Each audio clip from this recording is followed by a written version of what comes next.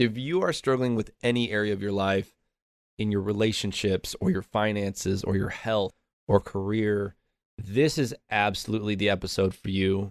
We walk through Zach Paul's story, and Zach is an all-American guy. He joined the Navy right out of high school and really wanted to get into BUD/S and be a Navy SEAL. And you'll hear his story and what happens after he gets through the hardest phase of BUD/S training, which is Hell Week. The universe and life handed him a different hand of cards, if you will. The universe gave him a certain series of challenges to overcome. And you'll see how Zach overcame these challenges and how he is now showing up as what I call an unbreakable man. And what that means is his adaptability in his mindset and facing the challenges and the cards that have been handed to him. Again, if you're struggling with any area of your life, listen to Zach's story and you will get an incredible amount of value out of it. Enjoy today's episode. Before we get started, I want to just say thank you for being a listener. We put a lot of effort and soul into this podcast, and it's listeners like you that really make this what it is today and what it can be. And in fact, if you have found value in this, please consider going to iTunes and leaving us a 5-star review so that other people can find it. And as always, share this episode. If you found this valuable, please share these episodes with someone else, especially men who are on their path, on their journey of understanding so that they can be a better version of themselves. And whether they want to be a better father or more successful, or they're just looking for more depth in their life, let them know that this is available, that this is a free resource for them to listen to and consume.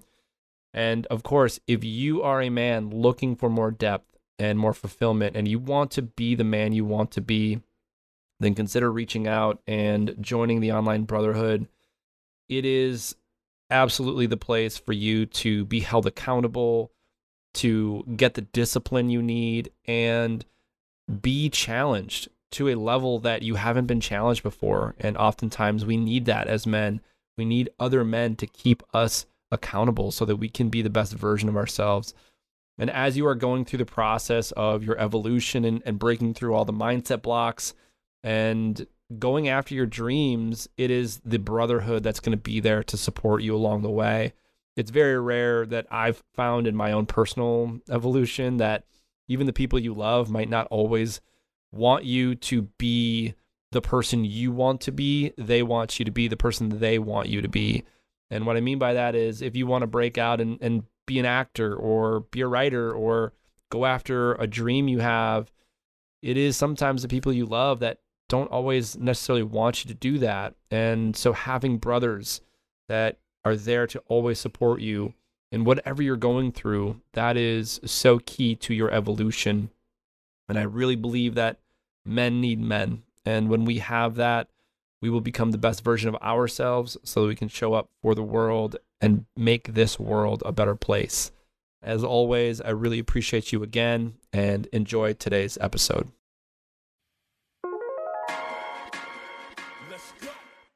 What is up, beautiful humans? This is Dr. Dave Cahotis. I am on a mission to forge strong, heart-centered, and purpose-driven men. And this podcast is here to help you stop managing your problems and start breaking free of stress, limiting beliefs, and excuses that stop you from executing at your fullest potential, living with passion, and being the man you want to be. So let's go.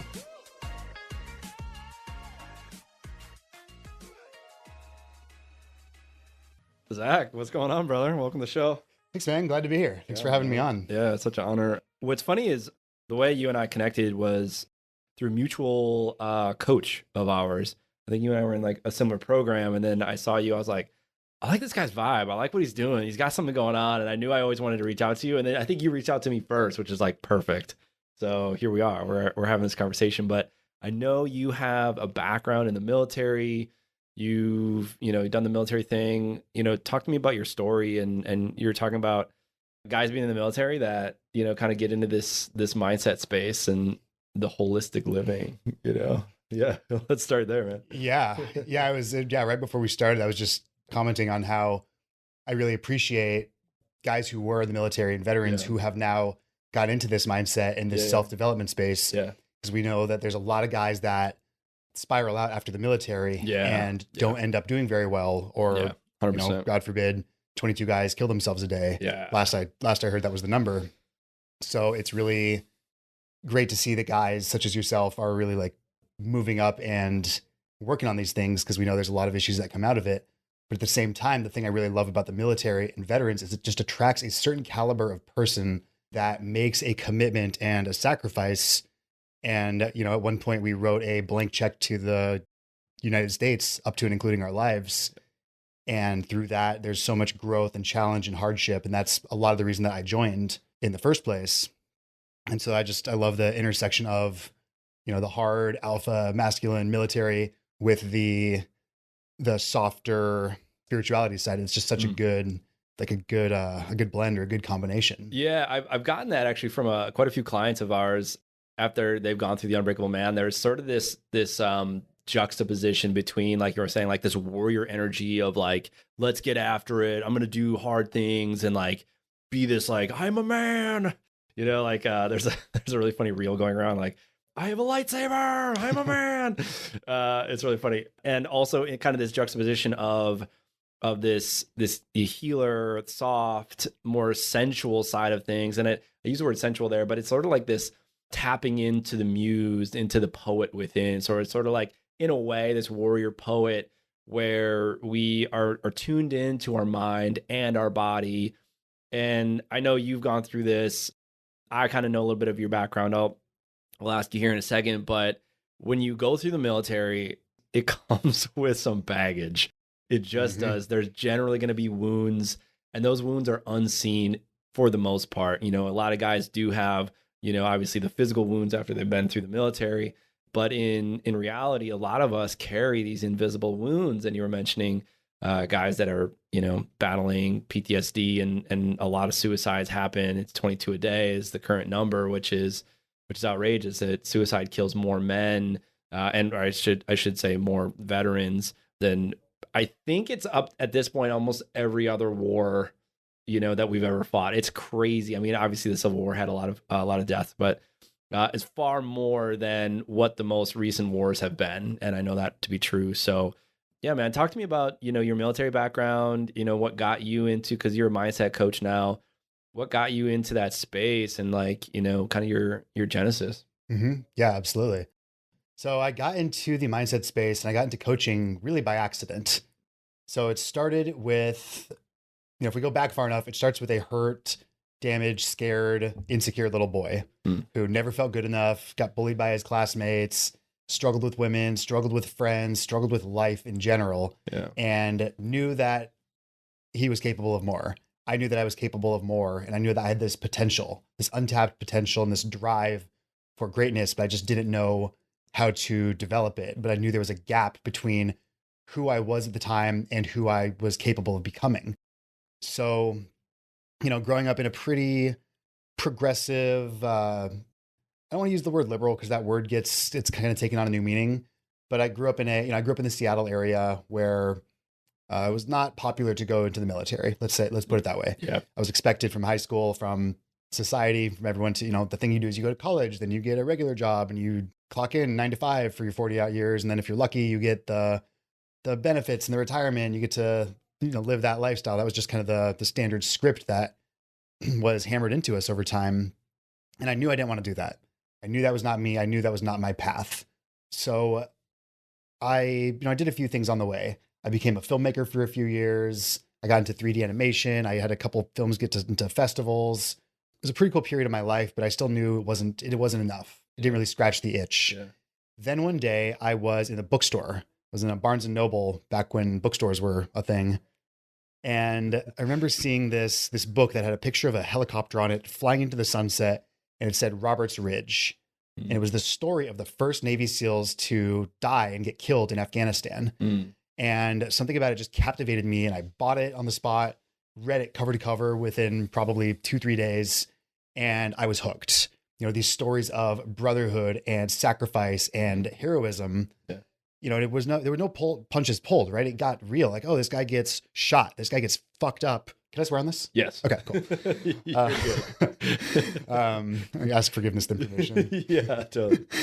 But yeah, it's going, these guys get fucked up, right? Oh, you've got his buddies, got a couple bullets in him and he's bleeding to death. And they're meanwhile trying to, they're engaged in a firefight, right? Yeah. And it's like on the top of some fucking mountain, some crazy part of the world. Yeah. And for whatever reason, it wasn't glamorous. It wasn't sexy, but it was just something about it just felt called to that. And I said, I want to do that. I want to be that person, that man, that guy that runs out into gunfire to grab his brother and bring him back to safety and look after him and be that man. Like, that's who I want to be. That's who I'm capable of being. What like part of you like felt so called to that? Do you think it was the brotherhood, or was it like the connection there, or like, because I get that same sense, and there's like for a lot of military guys, like we kind of feel that. And there was always this nuance when I was in sports growing up that there was a bit of conniving. There's like kind of undermining, like when I was in football, that really pissed me off. It really it was like one of those things that really pissed me off. But to go into it, it's like, what was there, if you think about it. Mm-hmm. Yeah, that's a good question. So there's a few things there. So one of it was, on a personal level, I was skinny. I was the skinny, weak kid. I'd never played a sport in my life. I weighed, I remember when I got my driver's license, the driver's license said I weighed 115 pounds, but I lied about it to make myself look less skinny on my driver's license. I was this scrawny, weak, both physically and mentally. So there was this piece of me that's like, oh, I want to toughen up. I'm going to do the toughest thing that I can possibly find. And not only is that the military, which called for several reasons, but I'm like, oh, I'm going to do the toughest thing I can find in the military. So that was what drew me to the military in the first place.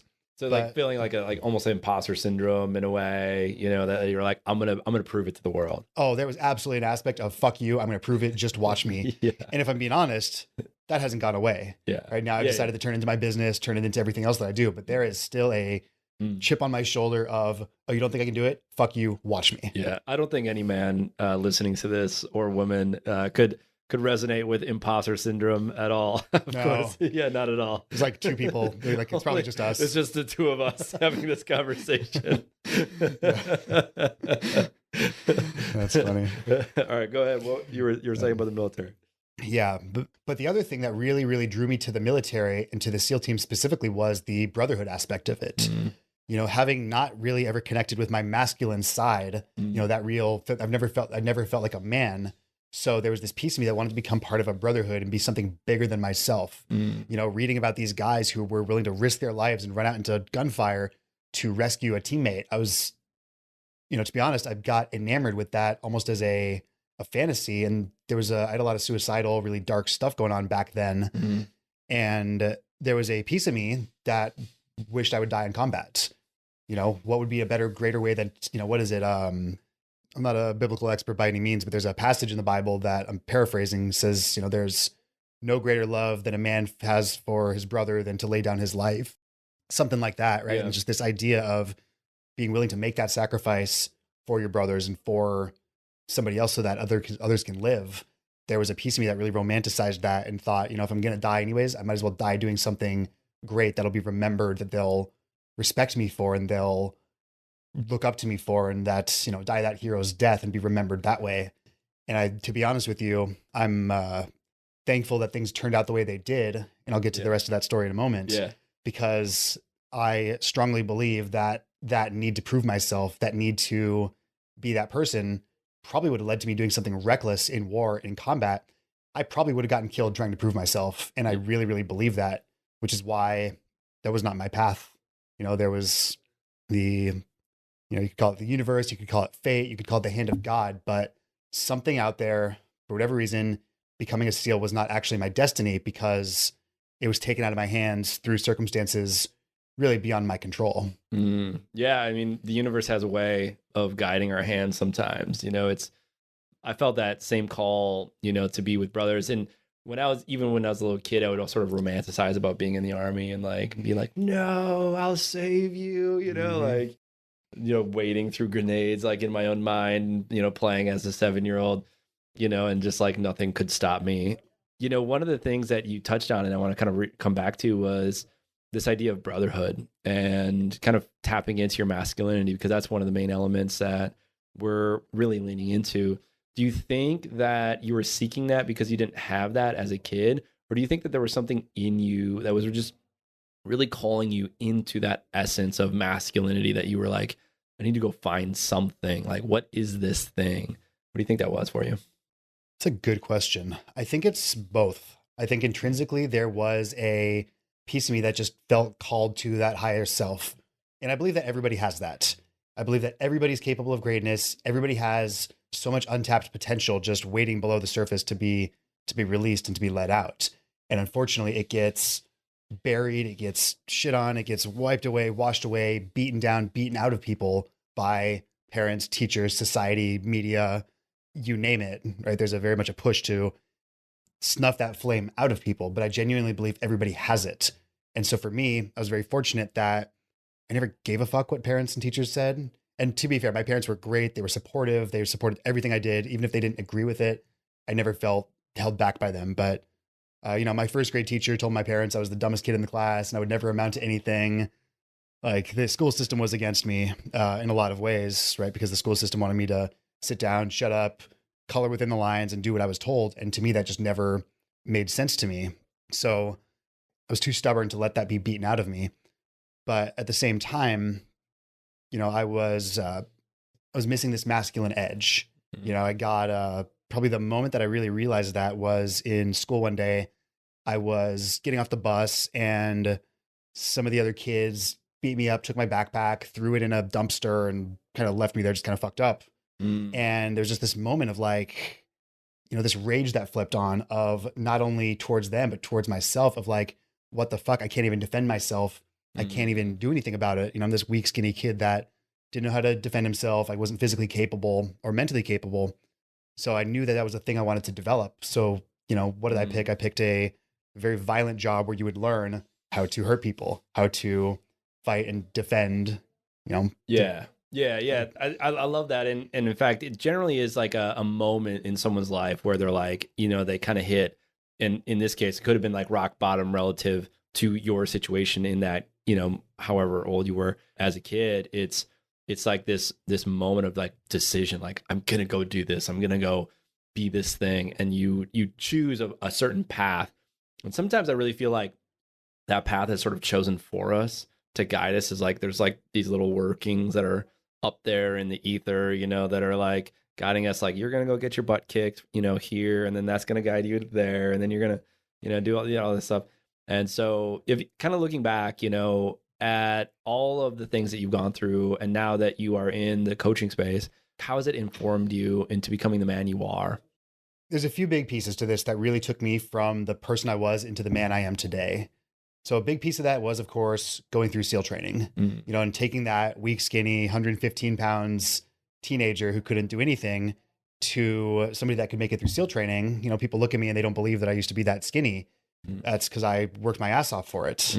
I found a mentor. I went online one day and found an ex-SEAL that ran a CrossFit gym right down the street from my parents' house. I walked in there and, I was expecting to see some like G.I. Joe looking all-American tough guy. I walk in, there's this like pissed off looking Mexican dude over, I'm like, oh, okay, I walk up and he looks at me. He's like, yeah, what do you want? I'm like, oh, I'm looking for Dan. He goes, yeah, I'm Dan. What do you want? I'm like, oh, I'm going to join the Navy and become a SEAL. And he looks up at me just as if expecting me to like, to tell him I was kidding. And he just gives me this look of like, really? And I'm like, yeah, really.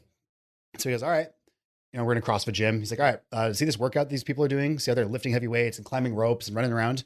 Yeah, go do that workout. Do the stuff on the board. Okay, right? I've never done a squat before in my life. Fell on my ass the first time trying to go down. Not squatting weight, mind you. Just like bending your regular body weight squat. Yeah. Fell on my ass, right? Get back up, keep going. Tried to climb a rope, fell off the rope. It was just 20 minutes of me eating shit. Every single exercise, everything I tried to do. But every time I fell down, I got back up. Yep. And I kept going and I tried again and I tried again until he told me to stop. You're weak and pathetic, but I can tell you've got the heart to do this. So I'm going to train you.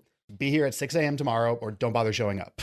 And so I spent the next year going to this CrossFit gym at 6 a.m. every day and doing 3-a-day workouts with this ex-SEAL who would hammer the shit out of me and toughen me up, both physically and mentally. I got my first taste of doing push-ups in the dirt with somebody squirting a hose water in my face. going in the cold lake and doing all these things that physically and mentally conditioned me to be able to get through the training. If I look at where my success lied, it was from before training, right? I did the work ahead of time to be ready for the actual event, in the same way that when you're in the military, you train, so that when you go into battle, you go into the moment, you're prepared and ready. So my transformation really happened during this year of a, Mr. Miyagi Karate Kid style movie montage. So that would say that was one of the most defining moments that really, really grew me into who I am. I want to like stop you there just because I think that's a really important point. What you found was a mentor that had already done it, and they already had a model. They knew what it was going to require, both physically and mentally. And maybe he didn't know exactly what you were going to do in SEALs. It might have been changed slightly, but he knew generally what you were going to go through, and he was able to recreate the structures and the training for you. And I've gone through a lot of like a big series, and this happened to me when I was going just in general in life. I kept thinking that I could go alone. I just kept thinking that I could be this lone wolf, and like, I'm a super smart dude, which I am. And, humble brag, but I'm like, I can learn shit so fast. And even my mom was like, you're the smartest dumb kid I know, or like the dumbest smart kid. I think that's what it was. And I laugh, but she's like, you do the work, but you never turn in your homework. And I'm like, yeah, I just don't want to turn in my homework, But like, kind of the point of the story is, when you find a mentor, you speed up time. You absolutely so it took you a year to prepare yourself for what was about to happen. Sometimes it can take 5-6 years for guys to like prepare themselves, for what the SEAL teams is going to throw at them. And so I think that's super important, is like, if you're going out there and trying to find what is the formula, what's the thing that's going to make me successful in business or in relationships or in money or whatever that thing you want, find a mentor, find somebody that's already done it. Find somebody that's like gone through it. So, so going back to your story, like you're kind of on this path. What did you notice? Like, so obviously you had a situation happen in SEALs, which I'm happy to hear you like share that. I kind of know what it is, but I kind of want the audience to kind of know what that is. And then kind of what then informed you into getting into this kind of work. Yeah. So, after this year of training and after this year of getting the shit kicked out of me in practice, I was ready to go to battle, right? I was ready to go show up and do the thing. So went through boot camp. Boot camp is 2 months of being bored out of your fucking mind, learning how to fold your clothes and march in formation. I wanted to quit in boot camp more than I wanted to quit during any point during buds. I sat there looking out the window, planning how I could escape. I could climb down the thing and run across the field and hop that fence and jump on that train. Like I hated boot camp. It ends, right? You just tough it out. And then I show up to buds, which is SEAL training. And it lives up to the hype. You kind of wonder, is it going to be as bad as it looks? Is it really going to be that bad? Yep. It is 100% that bad. It is noted for anybody listening to this thinking that they're going to be a Navy SEAL. Yep. It is every bit as terrible as it looks on YouTube. Yeah. But it's also doable, right? That's the biggest thing. People take these massive things like becoming a Navy SEAL and they think it's going to be impossible, or they think it's too hard to even try. And the reality is plenty of people are less capable than you, dumber than you, like you name it. Other people have done it first. And that was always my fuel. I'm like, if he did it, I can do it. I still do that. I look at guys with more successful businesses than me and I say, well, if he did that, I can do it. So it was a reality check though, right? There is nothing like doing push-ups on the beach at 4 a.m. with some dude kicking sand in your face, screaming at what a piece of shit you are, to really wake you the fuck up that you are not at home anymore. You are not in your parents' basement. Not that I ever lived in the basement, but you are, this is not mom and dad's house. This is the real world, and they're preparing you for war. So it is every bit as intense as you'd think it's going to be, but it's also doable. And fortunately, because I'd trained with this mentor, I knew that the trick was to just keep going, right? You've got to perform, you've got to put out, you've got to meet the standards, you've got to do the stuff. But the big secret is just being willing to suffer through it and keep going and continue to put one foot in front of the other, even when it hurts, even when it sucks, no matter what. And I carried this through training, through Hell Week, through all the different pieces of training that are, it's designed to get guys to quit. It's designed to weed out weakness. It's designed to find that thing in you, put that spotlight on that internal weakness and that thing you don't like about yourself and those things you doubt about yourself. It is designed to find that and shine the spotlight on it and dig the knife in and twist it and see, how weak is it? Is it going to break? Is it going to crack? And a lot of guys crack. We started with 255 guys on day one. We finished Hell Week with 39. Oh, wow. So, and Hell Week is not that far in, right? It's like within like 3 weeks of starting, or Hell Week is I'm not sure what it is anymore, but back when I went through, the Hell Week was the 5th week of first phase. okay. So you show up, you have 3 weeks of prep. It's kind of like they used to call it indoc. Now they call it orientation. You'd show up and you learn, here's how you run, here's how you swim, here's how you do your gear. And then so indoc is preschool. And then you hit first phase, and first phase is a kick in the nuts, physically, mentally, emotionally, and spiritually. Yeah. It's, from the first moment of the first day, and actually even a few days before the first day, it's a mind game. It's all a mind game. They say it's 10% physical, 90% mental, which is true. You've got to be able to meet the physical standards, but we had Olympic athletes, we had collegiate champion wrestlers, like you name the physical specimens we had, but so I was intimidated by that. I was never the fastest or the strongest or the biggest or any of it, but I could endure and I could stick it out. And so when they put us in the water and we're freezing and it sucks and it's just you versus yourself out there, the big guys quit, the fast guys quit, the strong guys quit. And the only people that make it through are the ones that mentally flipped that switch and decided, I'm going to be there. I'm going to be standing at the end on that last day, no matter what happens. And if they break me, they cannot break me. And if they kill me, then I die and the pain stops and it doesn't matter. And that was the attitude I had going through it. So it really came down to that decision to flip that switch and decide to finish no matter what. And that was a big piece that I developed in the training with my mentor, but it really, really got put to the test while going through training. So that decision to commit to something and be successful at it has never left me. And even today with the business, right? Business is hard. I don't care what the gurus say. I don't care what the ads say. Like, business is fucking hard. And that decision to, if you haven't decided to be successful at it, if you haven't decided that without a shadow of a doubt, you are going to make it work one way or another, you're going to wash out when things get tough. I saw it in buds. I see it in business. And so the real trick to getting through anything tough is flipping that switch and just deciding that I'm going to do it no matter what. And now it's just a matter of how. Yeah, I love that mindset. And there is no doubt when you are an entrepreneur, I call it entrepreneurship being addicted to waterboarding. It's like you just keep going back for more and you love it. And you're like, oh, this sucks. But you just keep getting in. And I know for me, especially in business, like I've gone through the ups and downs. I was in a brick and mortar business for a long time. And I've experienced 2 times where basically it was like everything shut off. One time was I had signed a contract with a guy and that guy did not fulfill on his end. And I was inside of a large facility and we were seeing like pro athletes and all these incredible things. And it was almost like my business was sort of like, it was almost like I was part of a larger ship and that ship went down and I got pulled down with it. And it was pretty brutal. And I remember like, that was a very stressful time for me.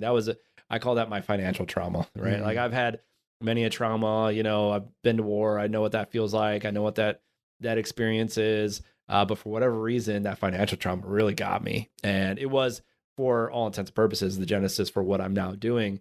But then fast forward to COVID, again, still brick and mortar business. I'm in the physical rehabilitation market, right? Like that was my gig. I was a chiropractor at the time. And nobody wants to go get adjusted. Like even if they're in pain, they're going to try to endure because they don't want to be that close to somebody because they're so afraid. And so it was like this trial by fire. And I had to learn too a couple of things. One was how to pivot, right? How to be adaptable. So that's a good question, right? Like, you're in this space, and how much of it is endure and break through and go and never quit, and then how much is it of actually like, hey, let's stop and let's look around and let's be adaptable and let's pivot. So like, what do you think for you, like, especially with business, if somebody's listening to this and they're growing a business, what would you tell that person? Is like, should I push through? Should I work harder or should I do something different? There's this idea that I really love that I learned in training. They taught us about this thing called a tactical pause. And this is where, when everything is going crazy around you and when everything is chaos and when it seems like disaster, sometimes the worst thing you can do is run out and add into the chaos and keep adding to that energy. So one of the best things you can do is to take a pause, to take a step back and see the full picture. And for me, I had a moment, the first moment that I really implemented this was during Hell Week. There was a moment that put me to the test and tested everything I had. And we were out on the obstacle course, in the middle of the day, sun's baking down. It's like day 3, everything hurts and it feels like I'm dying. And we're given this task of carrying these steel pallets around the obstacle course. And so imagine you've got this 80, 90, 100-pound piece of metal woven together with nylon straps, and you pick up the straps and you hold it over your head, extended arm, and you walk around the obstacle course holding this heavy piece of metal over your head. And how big is the obstacle course? It's probably a quarter-mile lap if you go around the thing. Yeah. It's a good, not huge, but you know, with 100 pounds overhead, it's big enough. It's like a full lap on a. Yeah, it's a good. It's a good lap. Solid. So I'm doing this, and my body's given out, or more accurately, my mind has given out. I am dropping the thing. I can't pick it up. You know, I try to bend over into a turtle and pick it up with my back, and this piece of metal grabs onto this chunk of skin above my tailbone and just tears it right off like a piece of paper. Oof. I still have a scar from that. And I'm hurting and I'm feeling sorry for myself. And the instructors notice. So first one gets on me, second one gets on me. And all of a sudden, like a pack of hyenas, they swarm me. And I'm being screamed at, I'm being yelled at, I'm being told to quit. I can handle that. But what they did next was really what almost broke me. So on the other side of the fence, there was a SEAL team returning back from deployment. So you've got all the guys, they're unloading their gear, they're doing whatever they do. The instructors turn to the group with a megaphone. He says, "Hey guys, see this kid here? His name is Paul. He's a weak piece of shit. Do you want him on your team?" "No, fuck you. No, get the fuck out of here. Quit." You know, like they're just hurling this slew of insults at me. And I had just this moment of like, oh, the brotherhood, the people, the guys who I want to be don't even want me on their team. And I just I questioned everything. Should I be here? Do I deserve to be here? Am I capable? Am I worthy of being here? And I went to that place, right? That cold, dark, lonely place where it's just you and yourself beyond anybody else, beyond space and time. And you get to really, really check in with yourself and see who are you really and what are you really made of? And I thought about it, right? I thought about, I dropped out. We're talking about the tactical pause. I dropped out of the moment. I dropped out of buds. I dropped out of space and time and the experience. And I just checked in with myself and I thought about it. I said, you know what? If I quit now, it ends. The stress, the pain, the cold, the misery, it all goes away. I get to go take a shower. I get to eat a hot meal and relax. And it was so tempting. But then I thought about what happens afterwards, the next day, when I wake up and realize that I gave up on myself and I gave up on my dream and I gave up on what I had committed to do and told everyone I was doing and gone out there to do. And I realized that that was unacceptable and I could never live with myself in that way. And then I got mad. So we talk about flipping a switch. I flipped another switch inside of me and said, "Fuck you. You don't know me. Watch me." All of a sudden, I had the strength to pick the thing up. I took off at a sprint, ran halfway around the obstacle course. They told me to put it down, fall back in on the boats, and off we went to the next evolution. But I remember that moment as the moment I almost broke. And what really put it in perspective for me was taking that tactical pause and stepping back and stepping away from everything and asking myself, not who am I right now, but who do I want to be tomorrow? Who do I want to be when I wake up in the morning? Am I going to be okay and happy with the decisions I've made? And while that story was impactful and meaningful to me, where it really comes into place is later, after the big event that we're going to talk about here in a few minutes, probably. But when I was at my darkest, when I was thinking about killing myself and just ending it all because I was so fucked up and unhappy, I had that moment, right, where I went there and I thought it would be so easy. If I slip off this balcony, all my problems go away. If I slip with my knife, if I have a problem cleaning my gut, like whatever, you name it. I was trying to think of all the ways I could do it without it looking like a suicide. And I had that moment where I stepped out of it. I said, okay, if I do that, everything ends for me. But then what about tomorrow?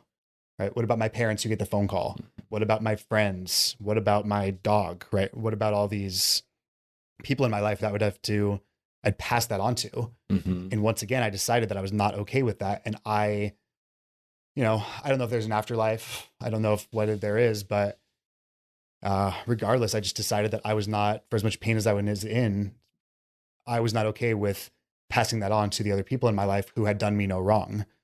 So it really comes down to taking that tactical pause. So to answer your previous question, to somebody that's thinking and going through it, I would say, when you're going through hell, keep going, but check in with yourself and take a look at the bigger picture, right? Is what you're doing moving you towards the bigger picture? Are you happy with the person you're being? Are you okay with quitting? Because business is not for everybody. In the same way that being a SEAL is not for everybody. And I have no judgment. I have no disrespect for the guys that quit who decided it wasn't for them. Everybody's got their own journey. And so I don't look down on people for that. I don't think less of anyone for that. So if it's not for you, it's not for you. And that's okay, because just because that's not for you doesn't mean there's not something else out there that's for you. Mm-hmm. Right. Apparently being a SEAL was not my full destiny. And now I've been okay with that. But you have to be radically honest with yourself and really, really check in and see, am I doing this for the right reasons? Why am I doing this? And is it going to be worth it? So to anybody that's going through it, if you're going through it, keep going, check in with yourself and ask yourself, why are you going through it? Yeah. And what I have taken from the military, kind of going back to the military, is I've taken this idea of the after action review. And in that moment, you're kind of doing that for yourself. But like when you're at your darkest, when you're in the moment of like total being broke, like one of the reasons that I teach depth work is depth work gives us the opportunity to go within and to identify like, hey, what is stopping me from being the man that I can be? Like, what is in the way? What do I need to see? What do I need to feel? Am I willing to experience whatever is in the way? And for you, it's like you're able to stop, take that tactical pause. I like that terminology, because it's like you're in the midst of the chaos.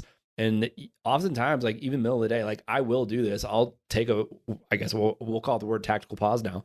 I'll take a tactical pause and I'll just stop and I'll meditate for like 10, 15 minutes. And that resets me. And then I'm like ready to go. I'm not only am my mind is clear, I'm energized, I'm ready to rock.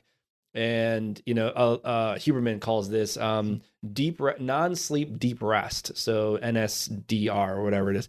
Non-sleep deep rest. So it's either a deep theta meditation, or you can actually even do a power nap where it's like 15 minutes, with the eye mask, all these things.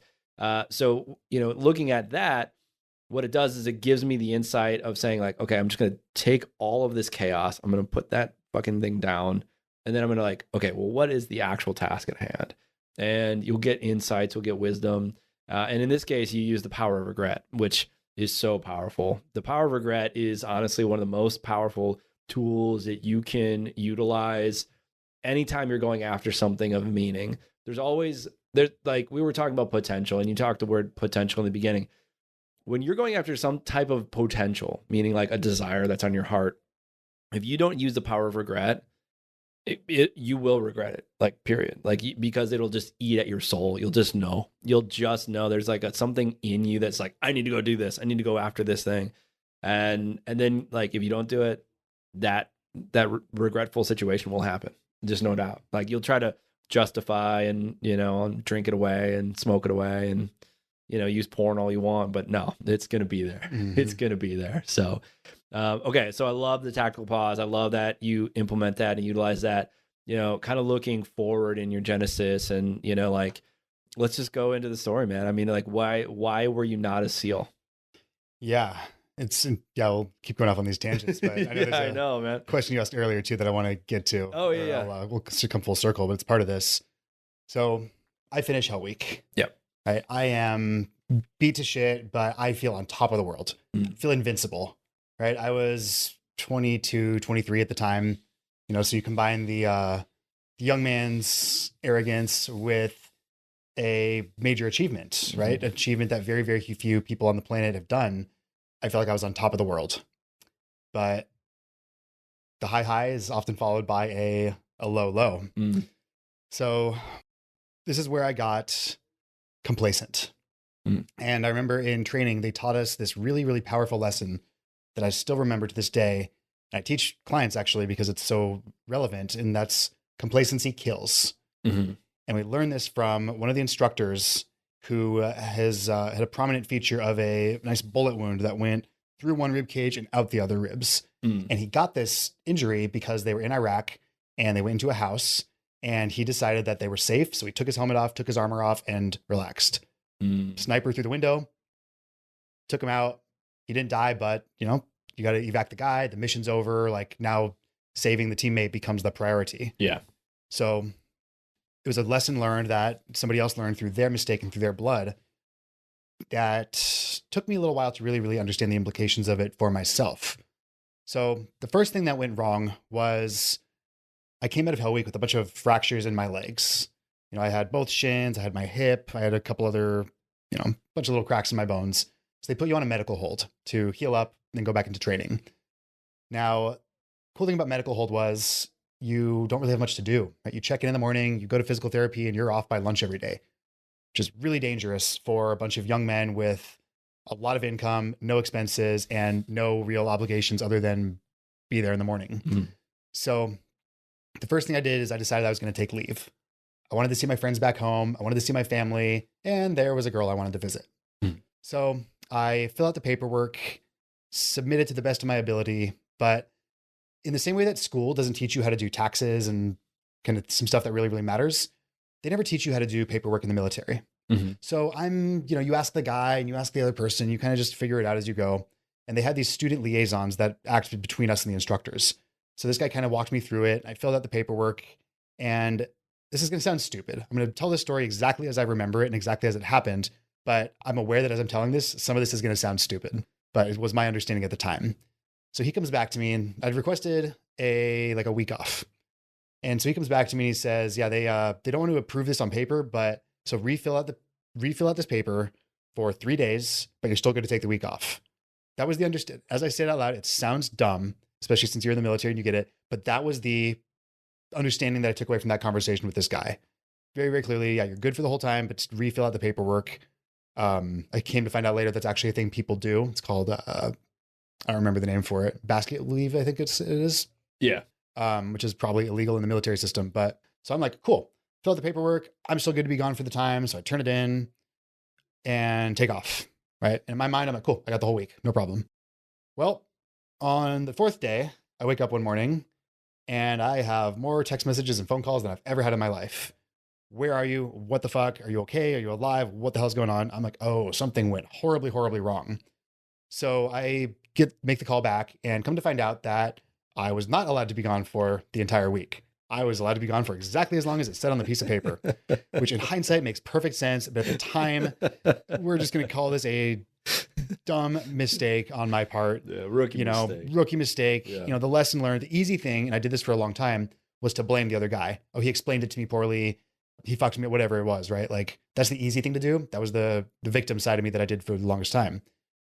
What I've learned, though, is that it was my fault, right? For not actually confirming, for not double checking, for not actually making sure that I was up to date on the rules and regulations and how this actually worked. Mm-hmm. So it was my fault. It was an honest mistake, but a big mistake nonetheless. So I hop a flight back to San Diego, back to Coronado, and they want my head on a pike, served up as a reminder to everybody else that don't fuck with us. This is a system. You play by the rules. You do what we tell you, or you're gone. So that was what I was up against. However, my ace in my back pocket was my mentor from the beginning. Yep. And he was a very, very high-ranking, highly respected guy in the teams. So he calls his connections, calls through the mafia, and gets me out of trouble, essentially. I was still in trouble, but I wasn't kicked out of training. But I had to paint the pipes and scrub the floors and do several weeks of extra bullshit work. And then I had to give a talk. I had to give a speech to my class on integrity, what it means and why it's important. Mm. And I really jumped into this, right? Because I never really thought about integrity. Right? It's not a thing we talk about. It's not a thing that's in society or in schools. But I jumped into it. And I came to the conclusion that integrity is doing the right thing even when no one's watching, especially when no one's watching. Mm-hmm. Because integrity, it's about other people and them being able to trust you, but it's really about being able to trust yourself. And if you're not doing what you say you're going to do, if you tell yourself you're going to get up at 6 and you snooze till 7:30, you're not going to be able to trust yourself, right? If you say you're going to make 10 calls at work or 100 calls at work and you don't make any, you're not going to be able to trust yourself. And this erodes your self-confidence, and other people are going to feel that and they're not going to trust you as well. Mm-hmm. So a lot of times when someone's struggling with confidence, what I'll tell them is, are you living in integrity? Are you keeping your word to yourself? Mm-hmm. Are you following through on the promises that you make to yourself, starting with the night before? Right? Your alarm is a promise to yourself in the morning that I'm going to get up and get my shit done. If you break that promise to yourself, you're starting the day off out of integrity. Everything else is going to spiral from there. So I gave this great speech on integrity. I got applause, standing ovation. Everybody was really, really, it was a great speech, like great speech. Then I heard the slow clap, the slow clap of doom. There's this grizzled old Vietnam era instructor that just, you could just feel the anger and the hatred just oozing out of this guy. Yeah. Right. Just your stereotypical angry vet. Right. And he gets up and he asks the class, he asks us all, he goes, did he fuck up or is he a fuck up? Oh. And that's just like 1,000 pounds of lead to the chest. And he goes, yeah, when I get a guy who's in trouble, right, I ask myself, did he fuck up or is he a fuck up?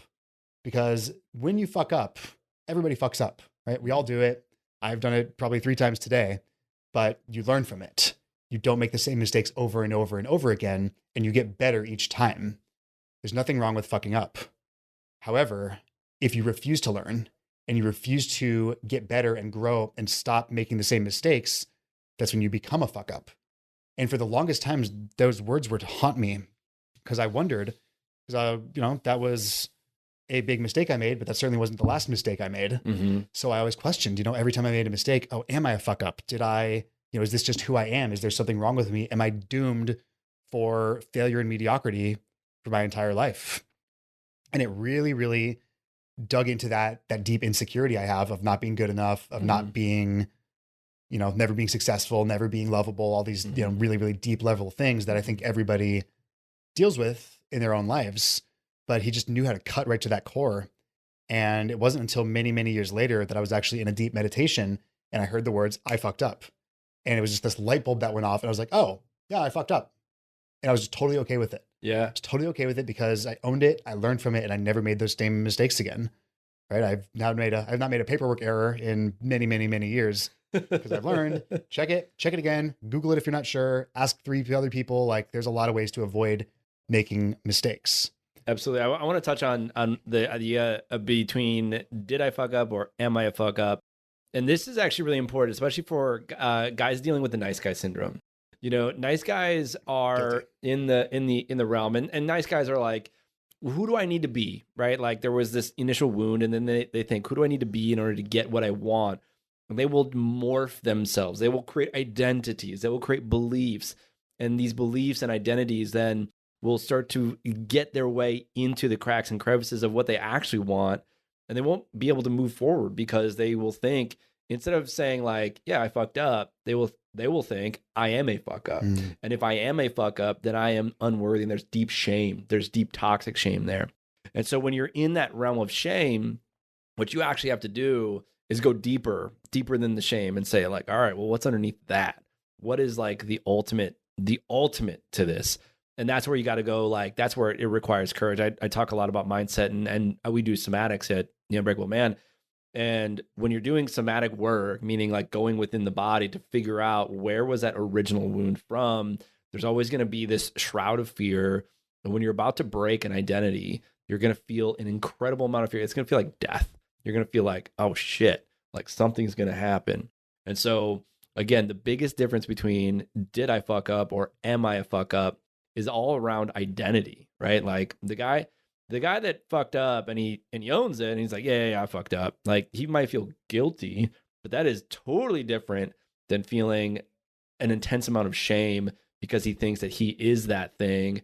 And if you feel like you have an identity around anything, whether it's like, oh, I'm the smart guy, or I'm the this, or I'm the that.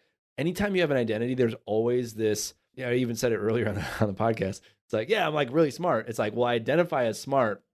So if there's something that I can't figure out, it fucks with me. It like messes with me. So like, I'm like, all right, take a tactical break now. I'm gonna remember that term. That's good. But like realize, okay, well, maybe I'm just a better learner. I'm a really good learner, and then like I can let other smart people do the work for me, because thinking that I am smart kind of gives me that lone wolf mentality. And then I sort of take over. I'm like, yeah, I know what I'm doing. I know what I'm doing. I can get this done. And so it's like, in a way, there's this hyper independence, but also in a way, there's the curse of like not leaning into the support and the help from other people, of saying like, yeah, let me help you. Mm-hmm. Let me do this marketing work for you, or whatever that thing is. I think, oh, I can take it over. So that was a really important point. I just wanted to touch on that, because I think that's of note when you are going on the path and you feel like, oh, not just I fucked up, but I am a fuck up. And that could be anything. You got to be able to stop and like go within and figure that out. Or like, what is that thing? Or what stops you? So, all right, going back to your story. Well, and two, I just want to follow up on something you said too. I'm giving you the real story, right? The raw stuff. It's actually taken me a long time to actually be able to talk about these things, because the thing, there's the big thing that you know about, but there's like I'll get to that in just a moment. Yeah. But there's some pieces of this that I'm just, I'm not proud of getting in trouble, right? I had a lot of shame around that for many, many years, especially considering what happened next. So I had a lot of these were actually very hard for me to talk about. And even now I've got some anxiety, I've got some fear, I've got some tension. Some of these things still come up telling these stories, but it's helpful for me. And I know it's helpful for other people, because I can't tell you how many other people have resonated with different aspects of the story. But something you said a minute ago that I really want to hammer on, because it's so critical. The two most powerful words in the English language are I am, because they're so simple and we use them all day long, right? I'm a fuck up. I am this, I am that, you could say I am Dave. You are, right? Like you can create these identities. Yeah, exactly. But when you use that, when it's an I am, it becomes an identity, right? So whatever you follow up with I am becomes who you are as a person, versus I'm feeling or I am doing, then you're labeling that to the behavior, right? So for like a great example, right, in relationships, a lot of guys will say something like, oh, you're a bitch, right, to their partner, right? And you're labeling her as who she is as a human being. She is a bitch. So one, that's very, very insulting. But two, they're going to rise to that expectation or drop to that expectation. And so if you label somebody as a bitch, she's going to take on that identity, at least with you. Whereas if you say you're acting like a bitch, right, or you are being bitchy right now, right, like as opposed to labeling the behavior as undesirable versus labeling the person, it's so subtle. It's such a subtle nuance of language, but it's incredibly powerful. So in the same way, people will talk themselves into depression. So when people are feeling sad, because sadness is part of life, right? You're going to have days where you feel sad. You're going to have times where things are tough and you're going through it. It's not going well. That's normal. That is totally normal. But what happens is people take on that feeling of sadness and they say, oh, instead of I'm feeling sad or I'm feeling depressed, they say I am depressed. And I don't even like saying it here in this context because it's so powerful. But what happens is someone repeats that over and over and over again. And they say, oh, I am depressed. I'm depressed. Like I'm gonna have to counteract that here in a minute to like get out of my brain. But people say this over and over again, and they actually talk themselves. They wire their brain into being depressed because they take it on as an identity level statement. And so now going from feeling sad has turned into a full-blown, prolonged period of depression because they told themselves that they were. So in the same way, I'm feeling sad. There's nothing wrong with feeling sad, but you don't want to label yourself as, having that condition. So it's huge. And it's such a subtle nuance of language, but it's so important to not take on identity level statements of these different things. I do agree absolutely with all that. And I would even touch on, like, if we want to get into, there's a lot I wanted to unpack with you there. Even the idea of depression. I kind of had this like insight the other day because I work with trauma, and any unresolved trauma will lend itself into this essence of depression. If you think about depression, what you're doing is that you are depressing this energy that is within you, and you feel like you have this want, right, for something greater on the other side. Maybe it's like we're talking about potential. Maybe it's more money. Maybe it's a lover in the bed, whatever that thing is. And you feel like you just can't go after it. Like there's something stopping you. And so this thing that is within you, which is just simply a mindset block or just something that stops you, which is an unresolved trauma, it starts to rear its head, and it rears its head in the form of sensation. Maybe it's anxiety or fear or shame or guilt or pain because you're remembering, oh, I can't open myself up to a lover because I got wounded, or I saw my father and mother yell at each other and I don't want to be in a monogamous relationship because that's what I got. And so I noticed that depression is unresolved trauma. There's always the head of that within it. And so anyway, that was a quick side note about unresolved trauma, because I think it's super important because trauma is so vital, and we're becoming more aware of it. And obviously guys like you and I, like that, we've gone through traumas, and we can talk about trauma in a second. Is when you heal from trauma, when you truly go into the depths of the trauma and you release it, you release the grasp of the emotional charge relative to that event, the body will go through incredible amounts of energy expenditure. And I've seen it. I've been facilitating this now for a few years, and it is, people ask me, they're like, are you doing exorcisms on these people? And I'm like, no, it's just like their body is releasing trauma. And sometimes they'll shake, sometimes they'll like cry, sometimes they'll laugh, and it'll come out in the most profound ways. It's incredible. And really what's happening is that literally trauma is being released from the body, and they'll go through, again, like convulsions or like yelling or screaming or raging. And then on the back end, they feel so much easier. Like the nervous system is regulated. They feel like a lightness, a calmness. They feel like they're whole. They got that freedom, that peace. And so, when we were talking about, guys being in the military and then kind of also having this soft side, we sort of were forced into it in a way because we experienced traumas, and we had, like, there was no other way. Like, yeah, you and I both were like, well, I'm not going to kill myself. I'm going to break through this. I'm going to get through this somehow. And we figured out how to do that. So we were talking about trauma, and kind of going back to your story, you're kind of going through this idea of like, am I fuck up or whatever this is? Or did I fuck up? And, lead me back into that story. Yeah. There's so many rabbit holes to go down. I know, man. We could touch on this for hours. Yeah. So I get out of trouble, right? I get through it. I should say I get through the trouble. It sucks, but I get through it. That might be the slogan for my life, honestly. That sucks, but I got through it. It's gonna be your epitaph. It might be, honestly, on the tombstone, man. Yeah, right. Zach, it sucked, but he got through it. Yeah. Yep. But so I get through the trouble, get through the rest of that phase, and then we move into the next phase of training. And this is where we start diving. Right? Combat diving, tactical diving, all these different things. So each new phase has they refer to it as beating, where they take you out and it's physical punishment, right? You do push-ups, you do all sorts of just bear crawls, you name it. You do physical stuff until your body gives out, and then you do it some more. And just to remind you that even though you're through Hell Week, you're still in butts. Yeah. You're a little bit above pond scum, but just barely. Yeah. Right, so they take us out on day one. Algae. Totally. Yeah. So they take us out on day one, and they're hammering us on the beach, and we're doing all this stuff. And I get peeled off and cornered by a couple of instructors. And you ever see those old, like that mafia stereotype where the mafia comes in, they go, "Oh, nice place you got here. It'd be a shame if something happened to it."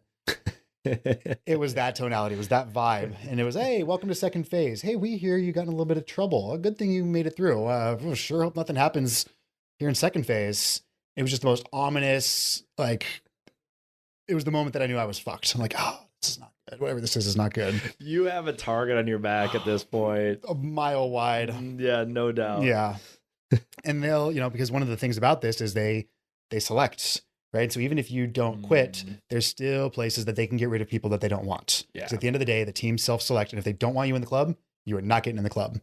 So unfortunately, the officer who had wanted my head, I think he took this very personally. He, like, just the conversations, he took it as a personal affront to him, right? Which makes sense, right? You have a guy, from his perspective, right? You have a junior guy who overstayed his leave and got a little cocky with it. Like, so he looks to his superiors like he's not running a tight ship, or he doesn't have his stuff together, whatever it is. But there was definitely some aspect of him. It felt very personal with him. The funny thing is we actually reconnected many years later, and we were hugging, and it was a beautiful, like, full circle, which I'll close that. That's a little way down the road. So I go into the second phase, and I've got a target on my back. We get into diving, and the last test in diving, they call it pool comp. Mm-hmm. This is where you've got your scuba gear on, you're underwater, you're under, it's like 12, 15, 18 feet, somewhere down there. You're at the bottom of the pool, and you are being harassed by an instructor for 20 minutes, whose sole mission is to make sure you can't breathe and make sure you drown. So they pull your tank off, they tie knots in your stuff, they take your mask off, they tumble you around. They're harassing you underwater. And your job is to fix your gear and get breathing again and get moving again. So there's a very specific protocol that they teach you, right? It's still in my head, right? First you go back, you make sure your air is on all the way and then quarter turn back, then you trace your lines and blah, blah, like it's still in there. Yeah. Because I drilled this ad nauseum, right? Because you just drill it and drill it and drill it. And then you drill it some more so that you know what to do in the moment. Now, could I have drilled more and practiced more? Always. Yeah. But I felt confident. And there's 8 tests total. And I'd nailed every single one of the first 7. First try, first time every time. Right? So I was going to get on there's a board. If you nail all 8 tests first time every time, you get on this like cool board of, people, whatever. Yeah. I'm like, I'm going to get on that board. Cool. So we go into this last test, the 20-minute harassment. And I fail my first one. Okay. Do my second one. And I fail my second one. Okay. It's not a good day. So we come back the next day, right? You have 4 attempts total. So I go back and I'm practicing. And the funny thing too, this is interesting. This is actually just coming to me, but I'd actually had different girl from home actually visiting me in town at that same time. It's interesting. I actually wonder, I would imagine if I were to look back, I would bet that a lot of my biggest failures and a lot of my biggest fuck ups have all been at a time when there was a woman present, or maybe my attention was distracted by a woman. And if we get really personal with it, right? Women, dating, relationships was always something I struggled with. And, I never knew what to say, how to talk to them, how to attract them. Part of my solution to that was to put on muscles and tattoos. And I had to learn obviously the social skills, which now I'm good now. But there was, I think for me having that insecurity, I've got, maybe for another day, I've got stories around that I can tell. But I think, that insecurity possibly lets me lose my focus and lets me get distracted by. Do you think it lets you lose your focus, or that in a way it's like you allow yourself to fail because you need to see the insecurity, right? Like the version of, did I fuck up or am I a fuck up? Right? It's almost like it comes to the surface in that moment. Yeah. And then it's like, I got to sit with this and I got to feel this and be with this. Right? Does that like resonate? Oh yeah. Because what's way easier than sitting and feeling your discomfort? Getting laid and cuddling up next to a beautiful woman. Absolutely. Way easier than sitting and feeling shitty about yourself. Way easier. But, so that was interesting observation that came up. Yeah. So anyway, we go into the second day. Yeah. And I'm playfully cocky with the instructor because I'm like, I've got this. I know exactly what to do. I'm comfortable. Like, give me your best. Give me what you got. Jump in, fail the next one, and failed the last one. So you're out at this point. I'm out, but what they do is normally they would give you they'll give you 2 roles, and a role is where they hold you back for one class and you go in with the next class. So typically they'll give you 1 medical role, which I'd already used up, and 1 performance role for failing something. So I was kind of banking on that, but maybe foolishly optimistically. So I go into the board, right? They have a board where you meet with the leadership and the instructors, and they tell you all the things that suck about you and decide what to do with you. Well, I went into this board. I mean, they were tying the noose as I walked into this thing. Yeah. Right. There was no escaping it. Yeah. And it was, you got in trouble. You got out of trouble. Good job. But and then you failed here. Man, that really sucks. Yeah, we can't do anything. We can't. So they kicked me out of training. They dropped me from training. And we're talking about trauma. I'm surprised I didn't kill myself or die that night. I remember going to the store and buying a bottle of whiskey. And I remember waking up the next day with my room just absolutely ransacked. The fridge is flipped over. There's shit everywhere. Like, again, I'm surprised somebody said they were surprised I didn't jump off the rooftop of the building, which guys have done right after quitting or getting whatever happens. Yeah. Right. And it's a very, you've assigned your identity to this. And not only that, but they've beaten this identity into you. Yeah. Right. I am, right? You want to talk about I am statements? You guys probably have this in the Army too, right? But when you go into the Navy, you memorize and repeat these creeds, right? I'm a United States sailor. I'll support and defend the Constitution. I'll obey the orders. Like it's still in there. Yeah. And same with the SEALs, right? In times of war and uncertainty, there's a special breed of warrior. I am that warrior. I do this. I do that. I am that. So they put this identity on you. And when you take on that identity and then it's stripped away from you, it's traumatic, right? You're talking about breaking that identity, feeling like death. I was like, my life is over, at 23, 24 years old or so, my life is over. It was really, really challenging. Like I went to this just period of really bad depression. It was a pretty dark chapter. Actually, it was when I got my first sleeve. But yeah, both these sleeves are both from the darkest chapters of my life. Interestingly enough. So I'll get to this one here in a little bit. But then this is where fate dealt me an interesting hand, because that same day or that same week as we were doing those tests, I'd also rebroken my ankle. We were on a beach run, and I remember I was running and I felt it pop. You feel a bone break. Like when it happens, it's like, oh, that broke. It sucks. Yeah. But it wasn't snapped in half. So I was still running on it, right? I wasn't telling them I was injured. I was limping around, but I was still going, right? I'm like, I'm not getting medical rolled again. I'm not giving up. I'm like, I'll just power through the pain. Yeah. So now that I'm out, they do medical checks. They do all that. I'm like, yeah, my ankle kind of hurts actually. So they x-ray it and find out that I've got a broken ankle, and they can't transfer you while you're injured, while you're in a medical status. So they transferred me to a medical holding unit, and I was biding my time, kind of plotting, thinking, strategizing, like, how can I get back? Right. I will go do whatever bullshit I have to do in the military, but I'm coming back. Like there was, again, it was decided. Yeah. So I remember hanging up in the classroom upstairs one day, and I'm doing whatever nonsense they had me doing. And somebody comes upstairs and they go, hey, Paul, they call you by your last name. Yeah. And I'm like, oh yeah. There's a SEAL downstairs. He wants to talk to you. Fuck, that can't be good. This cannot be good. Yeah. So I'm, the same way, hey, the principal wants to talk to you. I'm like, oh, all right. Yeah. I got a few of those in school too. Yeah. Yeah. I've always flirted with just the edge of, I never cross it, but I flirt with danger. So I go downstairs. I'm expecting somebody to be whatever, right? I can't imagine what it is. And this guy looks more like Santa Claus than the SEAL I was expecting. Yeah. Yeah. He's got a smile on his face. He's portly. He's got a good, he's beaming good energy. He goes, hey, you Zach? I'm like, yeah. He goes, hey, I'm not gonna say his name, but he goes, hey, I'm Chief so-and-so. I'm like, oh, nice to meet you, Chief. And I'm just at attention. I'm all rigid, like, you okay, buddy? And I'm all rigid at attention, right? Because I'd been conditioned to have my butthole pucker up every time I saw a SEAL around. Absolutely, yeah. Right. Right. And he's like, oh, no, you can relax. Like, you can call me Glenn. His name was Glenn. He was like, you can call me Glenn. Like, no problem. No big deal. I'm like, oh, wow, this is weird. Is this a trick? Someone dropped the hammer on me. And he goes, yeah. So I'm at, I work at this command called TRADET, which is the command that trains the SEAL teams as they're getting ready to deploy. They, scenarios to get these guys ready to go. He's like, yeah, I work over there. I'm the operations chief, and I need some guys to come help me out. And I heard you're like a buds guy and you maybe want to go back. I'm like, yes, 1,000 times over. Yes. He goes, well, great. Here, go to here, tell me in the morning, pick up your gear, pick up your uniform, pick up all your stuff, and check in with me at whatever time. Right. Like, oh, cool. So this is just like a blessing from the gods, right? From on high. Yeah. It's just like, I could not have imagined a better thing. Like you could not have scripted a better thing to happen to me. So I go check in. They gave me the cool uniform, the cool gear. Like I get all the cool stuff now. Right. I go check into the command. I get to meet all the people.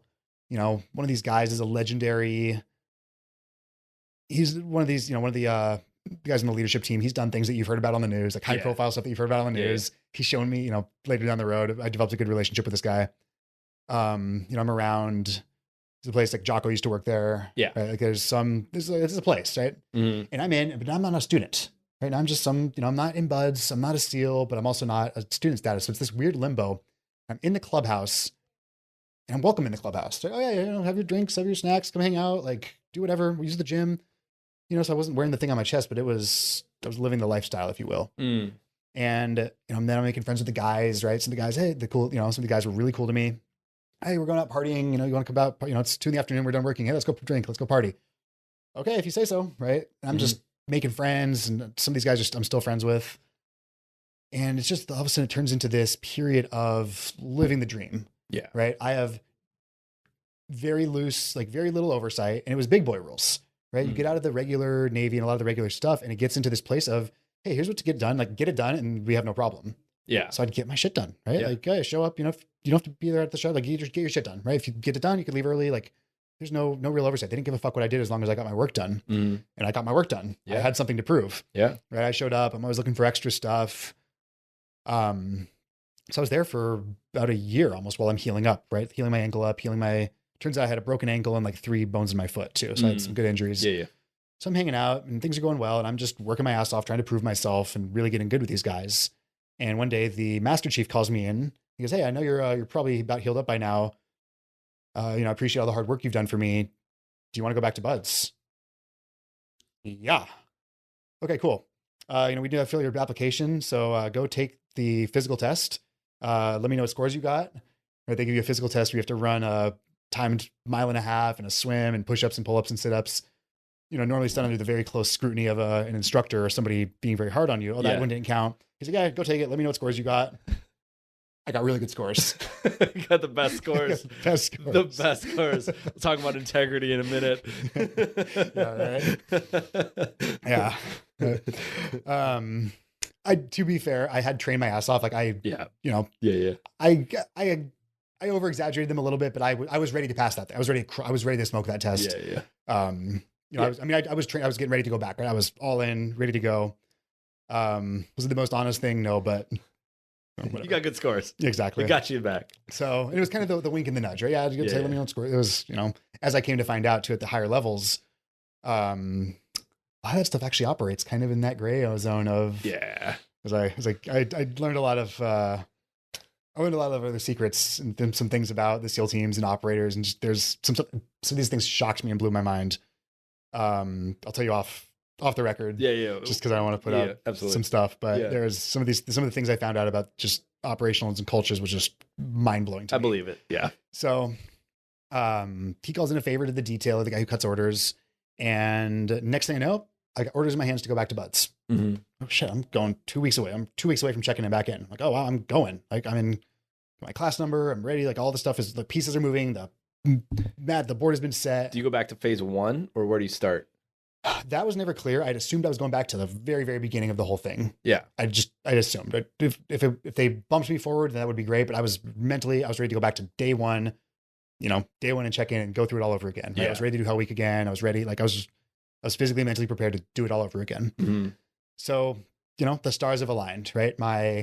I'd fucked up. I'd redeemed myself. I'd proven myself. I'd not only that, but I'd proven this piece of belonging, right? This idea that, do I belong here? Can I get along with these guys? Yeah, I can. They like me. They, a very high ranking guy, very respected guy, called in a personal favor to hook me up. Like I'm, as far as I needed to still go through the training and actually like earn the right to wear the title. But as far as I was concerned, I had the right to prove myself. Right? I didn't have the right to be there, but I had the right to go through it again and really, really do it. Right. Yeah. So I'm like, and I was like, I can be accepted here.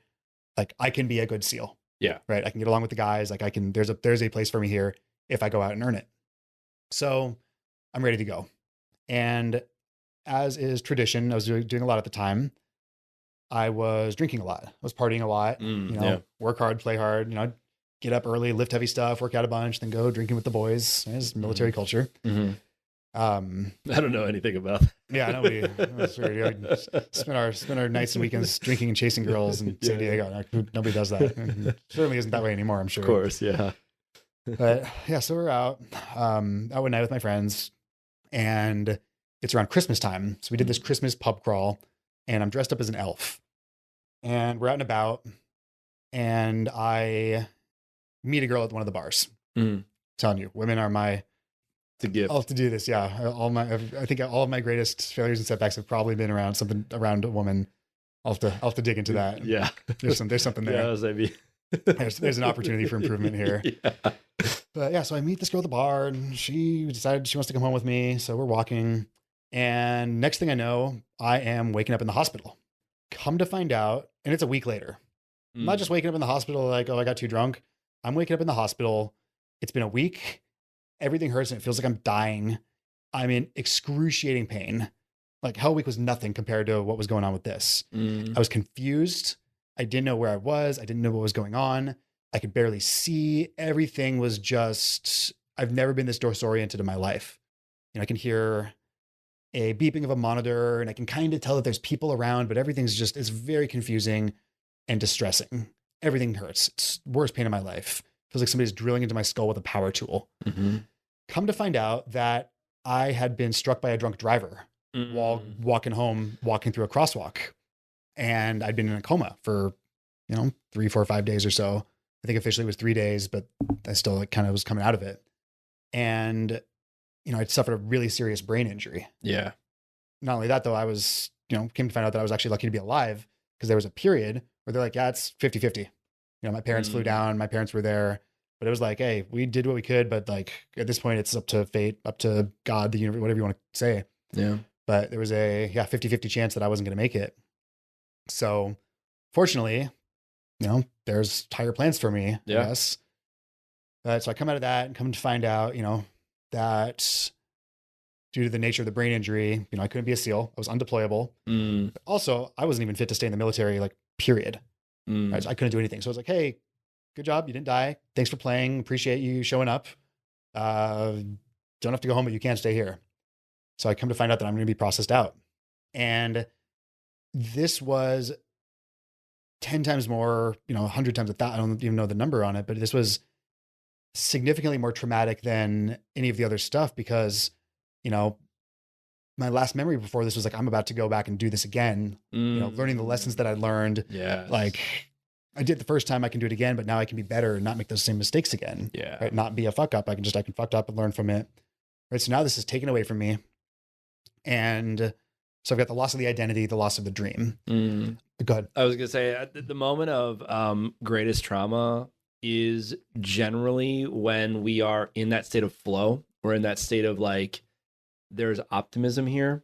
And that's where the story always begins, like where the true story begins in the, the conflict of any hero's journey is when you're feeling like you're optimistic and then boom, just like that, it's taken away. And the universe had its opportunity with you, to guide you and guide your hand.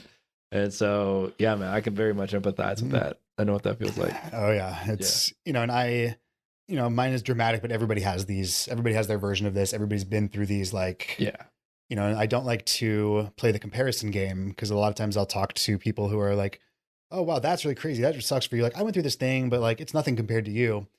There's this great quote in Man's Search for Meaning where Viktor Frankl, who's a Holocaust survivor, talks about suffering, and that suffering acts as a gas that has the capacity and expands to fill the volume of the person it's within. So just because something sucked for me doesn't mean it sucked for somebody else who didn't go through that same experience.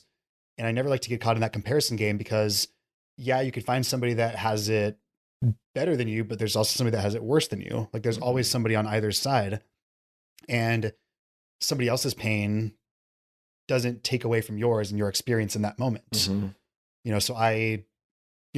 my story is my own, but everybody's got their own version of this. Everybody's got the loss, the big trauma, the big thing that happened to them. So we couple all that with the physical injuries from a brain injury. I've got some broken ribs. I'm scraped up. I still have a cool, I call it like my unofficial tattoo on my back. I have a streak from the asphalt. So there's like a black line down my back where the asphalt just like rubbed into my skin and still there. So physically I was a little bit jacked up, but the brain injury, man, I do not recommend it. Right. I don't recommend brain injuries. No. That's a solid recommendation. No, they're like super bad for you. Yeah, I can only imagine. So, the part of my brain that was damaged was the frontal lobe, which is the part of the brain that's responsible for emotional control, impulse control, personality, like these core things that make us who we are and what we do. So I've got this disconnect with it. It changed me as a person. I did not feel like I've never felt like myself since that experience. I've had to redefine myself, rewrite myself, recreate myself. But that person who I used to be, like, and ceased to be in that moment and never went back to being the same. Have you ever worked with mushrooms? Yes. Yeah, you'll like where the story's going. Yeah, for sure. And the reason I ask is I read a study literally 2 days ago that talked about neuroplasticity when working in psilocybin mushrooms, and that when you work through, and I've experienced this through my own plant medicine journeys, when you go into the depths of, like, let's say a depression or an original wound, it's as if the neurons can physically change and you don't have that same groove anymore, and so you can create that. So that's why I ask. But yeah, go ahead. That's a good. I like that too. And I've got the next piece. This is a long story, I know. Yeah. There's another piece of this that I think you'll find really interesting too. That I actually don't talk about this publicly, although I should start more. Yeah. Well, now's the time. Yep. I've got the physical injuries, the loss of the dream, the loss of the identity, and the brain damage. And so I'm a disaster, right? I am depressed. I am angry. I have a hair trigger, right? You take someone who's pissed off enough to go to the military and become a SEAL in the first place. Combine that with the brain injury, I'm a nightmare to be around. I'm surprised anybody, I'm pushing people away from me. I lost friends. Didn't talk to my family for a while. It was a really, really dark time. So I'm just battling the demons, everything from it. right? I feel like I'm not myself. I can't get control of my thoughts. I'm angry, depressed, emotional, reactive, just all impulsive, all sorts of things you don't want to have. And I'm spiraling, right? I'm spiraling. And there were a couple instances, and I'm putting myself in dangerous situations. I'm high as a kite on ecstasy, flying down the freeway at 4 a.m. to go fuck some girl somewhere or whatever. Like, I'm just on these blur outs of just disaster. It's amazing. Fuck. Yeah. Yeah. It's like, life sucks. Didn't care if I got them. If I die, I die. Like, there's a piece of me that wished I had. Yeah. Right. It was just so terrible. So a couple things happened that pulled me out of that. One is a friend of mine posted a picture of this fluffy little puppy on Facebook. Said, I found this dog. If anybody wants him, like, you can adopt him. Otherwise I have to take him to the shelter. Yeah. And Mr. No Impulse Control over here says, oh, I like dogs. Or I like dogs. I'll take a dog. So she drops the dog off, and that becomes Hank. Yep. We can't see him on video, but can't see Hank. Hank's down here. Hank snoozing. is hanging out with us. Yeah. So that pulled me out of it because now I had someone who was relying on me. Yeah. Right. I had to make it home at the end of the day. Yeah. Right? I had to. And of course, then he started coming everywhere with me. Right. That started the next day. I went into work, went into Tradette, and brought this little puppy with me. And people was, oh, cute puppy, and blah, blah, blah. Ended up getting him certified by a military doctor as a officially licensed medical support service animal, which is kind of cool. Yeah. But so that was the first thing. Then I got a girlfriend and kind of started to piece my life back together bit by bit. Got a job, decided I was going to become a firefighter, went through EMT school, went back to college, took some classes, got the job at the fire department, and loved it for the first few months. Then the darkness started to creep back in, and the physical and emotional toll from the job, the lack of sleep, all these things was not working with the brain injury. And I just found myself slipping. Break up with a girlfriend, quit the fire department, got injured a couple of times, just decided to leave, went back to college on the GI Bill, never felt more out of place in my life. Yeah. And just things are getting worse and worse and worse. And it's like, no matter what I'm doing, no matter how hard I'm trying, nothing seems to be working out. And life seems to be getting worse. And it reaches this period, where I'm just like, what is the point? Like, there's no point in being this miserable, and I'm just making everybody around me miserable. Why am I doing this? So I'm laying on the couch one night thinking about all the different ways that I can kill myself without it looking like a suicide. Yeah. And there's some terrifying shit going through my head. Like newsworthy, horrific shit that I'm horrified by the stuff happening. I'm like, what is this? Like, apparently I picked up some skills, and that is not who I am. That is not who I want to be. Yeah. That is not where I want my story to go. Yeah. So I reach out to my mentor, from the beginning, once again. Yeah. And I said, hey bro, I'm in trouble. I need some help. And the reason I reached out to him is because last time I saw him, he went from drinking a bottle of whiskey every night just to go to sleep and his family being a mess, to the last time I saw him, tradition is you show up with a bottle of whiskey to pay respects. Yeah. And the last time I'd seen him, he said, oh yeah, cool, thanks. I actually don't drink anymore. I'm like, what? You? Yeah, I don't drink anymore. I went through this treatment, and everything's good. Right? His wife's happy. His kids are happy. There's a different energy in the house. I'm like, that's cool. Right? Kind of tuck that in the back of my mind. Reach out to him. He connects me with this doctor who's actually here in Austin now. And I get signed up for this. There's this group that does medical treatments, alternative medicine treatments for veterans with brain injuries. Now, I knew it was something to do with psychedelics and plant medicine, but I hadn't really dabbled. I never got into drugs aside from the ecstasy binge, but I didn't really know much about, these different things. Yeah. Right? And I'd label everything as drugs, right? Yeah. It's all drugs. It's all drugs. So that was how I saw it at the time. Yeah. Right. So I agree. But I'm at the time, I'm at this point where this is my last resort, right? My life is in pieces. This is my last resort. Not to quote the song, but I'm just like, you know what? I'll try anything, right? Because the medicine, the medical field, like all the therapy, none of the stuff that they recommended was working. Things kept falling apart. So I decided I'm going to try this new thing. Next thing I know, I'm down in Mexico. Yeah. I meet these guys, we caravan down. And it was very serendipitous because there were a few key figures at this retreat. One was my first phase instructor, who was one of the most terrifying figures in my life, but it also whipped me into shape. And I really give this guy credit for helping me become a man in who I am, because he made it fucking hard and incredibly miserable.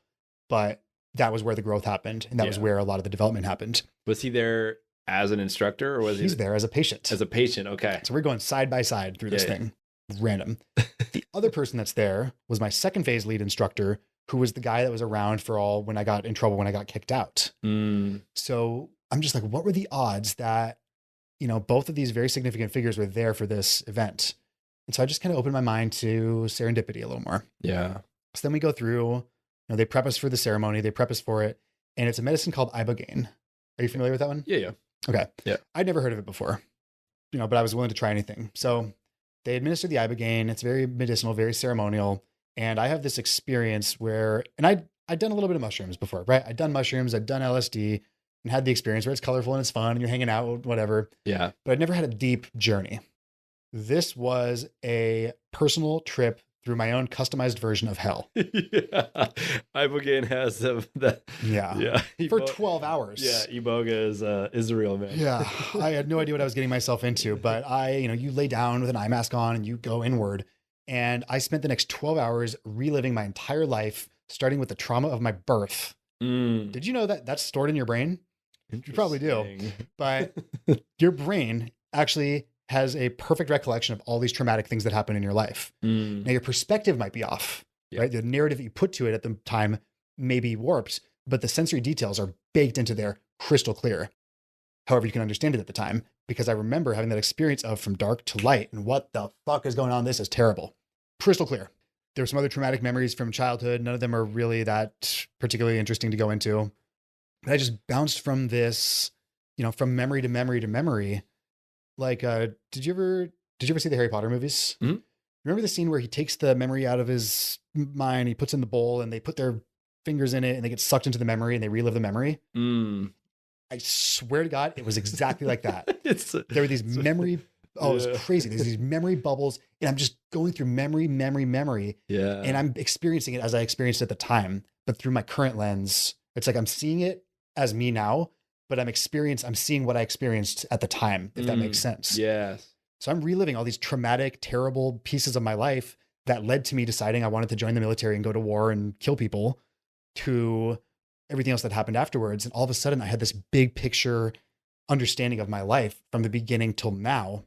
And I realized everything that had happened, why it happened, how it happened. And I also saw this giant anchor, right? This red hot eagle of anger that I'd been dragging around for forever. And it was that moment where I pulled out and I decided to cast it off this cliff and cast it out and let it go. And it shattered into a million pieces. And that's when the vision stopped. And I came back into my body and just laid there, processing it. And the whole next day, they call it the gray day, right? Where you're just kind of recovering, processing it. I just cried the whole day. I laid in my bed, just weeping, right? Weeping for this loss, this grief of this, little kid that never really got a fair chance at life or being happy to do all the shit that happened. Mm-hmm. And, through no fault of his own or my own at the time. And so there's a lot of trauma, a lot of processing, a lot of grief around that. That's a totally normal experience. I want to touch on that really quick because anytime we're bringing guys through the process of evolution, when I say evolution, I mean a psychological or psyche evolution, going from boyhood psychology into manhood psychology, there is always a process of grieving. Every time somebody comes through my event, I say, you will cry. You will not get out of this event without crying. Mm-hmm. There is no doubt about it. And because what's happening is that there is stored memory inside the body, both in the brain and the body, generally in the body, and it knows like it's there and it has to be seen. And that stress hormone literally exits our eye. That's what is inside of the tears. It's stress hormone. It's cortisol. It's being released from the system in the form of this energy. I just use the word energy just because it makes a lot more sense. It's being released. And when you grieve it, when you allow yourself to be seen, especially in the ugly cry, and this is why men need men. We need to be able to hold space for that and be able to hold that opportunity for men to just release whatever the hell is on their heart. It's incredibly healing. It's incredibly healing. So, that's unbelievable. And I love that. And I love that you do that and you help guys with that because it's so needed, especially amongst men who have been taught, don't talk about your feelings. Feelings are for girls. If you talk about if you're feeling sad, you're a pussy, you're a fag, like all these different things that we have been, I think it's gotten better now, kids these days, right? Plenty you could say about the swinging too far in the opposite direction. But I think overall it's a conversation that's being had more and more. Yeah. But to guys, late 20s, 30s and up, like we grew up in this environment where these things were not okay to talk about and even experience and tough it out, suck it up, buttercup, all those different things. So I think it's just so needed and it's awesome that you do what you do. Yeah. So for me, right. So I'm in this processing, I'm in this grieving like just this absolute mess, emotional wreck. I don't know what to do with this. Like, I don't know what to do with this. I get it, but I don't know what to do with it. Well, so the next piece of this, so you go through the Ibogaine, and this is fortunately where the doctor who pioneered this treatment really came up with something absolutely incredible. And really accidentally, a lot of these psychedelics have synergy with each other, and they interact in a very, very compounding ways that, 2 + 2 = 10. So fortunately, this is a 3-day retreat. So day 1 is the Ibogaine. Day 2 is the Gray Day. Day 3 is 5-MeO DMT, aka Bufo, aka psychedelic toad poison that you smoke through a medicinal grade crack pipe. And I laugh because I've been there. Medicinal grade crack pipe. That's basically what it is, man. Oh, straight up. You go straight to God. Yep. I call it the God molecule. And again, I didn't even know what I was getting into, right? I had no idea what this was. I'd never heard of it. But, I'm committed to the process, committed to the experience. I'm like, oh, if this is as bad as the other one, I don't want to do it, right? Yeah. Call it the God molecule. That is a very appropriate name. So it's my turn to do my ceremony.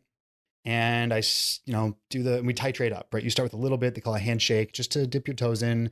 Then you do another one and kind of feel it out. And then if you want, you go as deep as you feel called to do. Yeah. You can get hand signals. We have a whole protocol for it, which is cool. So I get into my first real dose, and I'm kind of in this place of silver light and confusing symbols, and it's just bizarre. I'm like, this is strange. Laws of physics no longer apply. It was just very, very strange. Do another one, and now I elevate to this place of white light. Yeah. And I can sense around it. There's infinite peace, love, abundance, happiness, right? These things that I didn't know that I was lacking, right? These things that I didn't know how badly I wanted them, and I could feel them outside of me.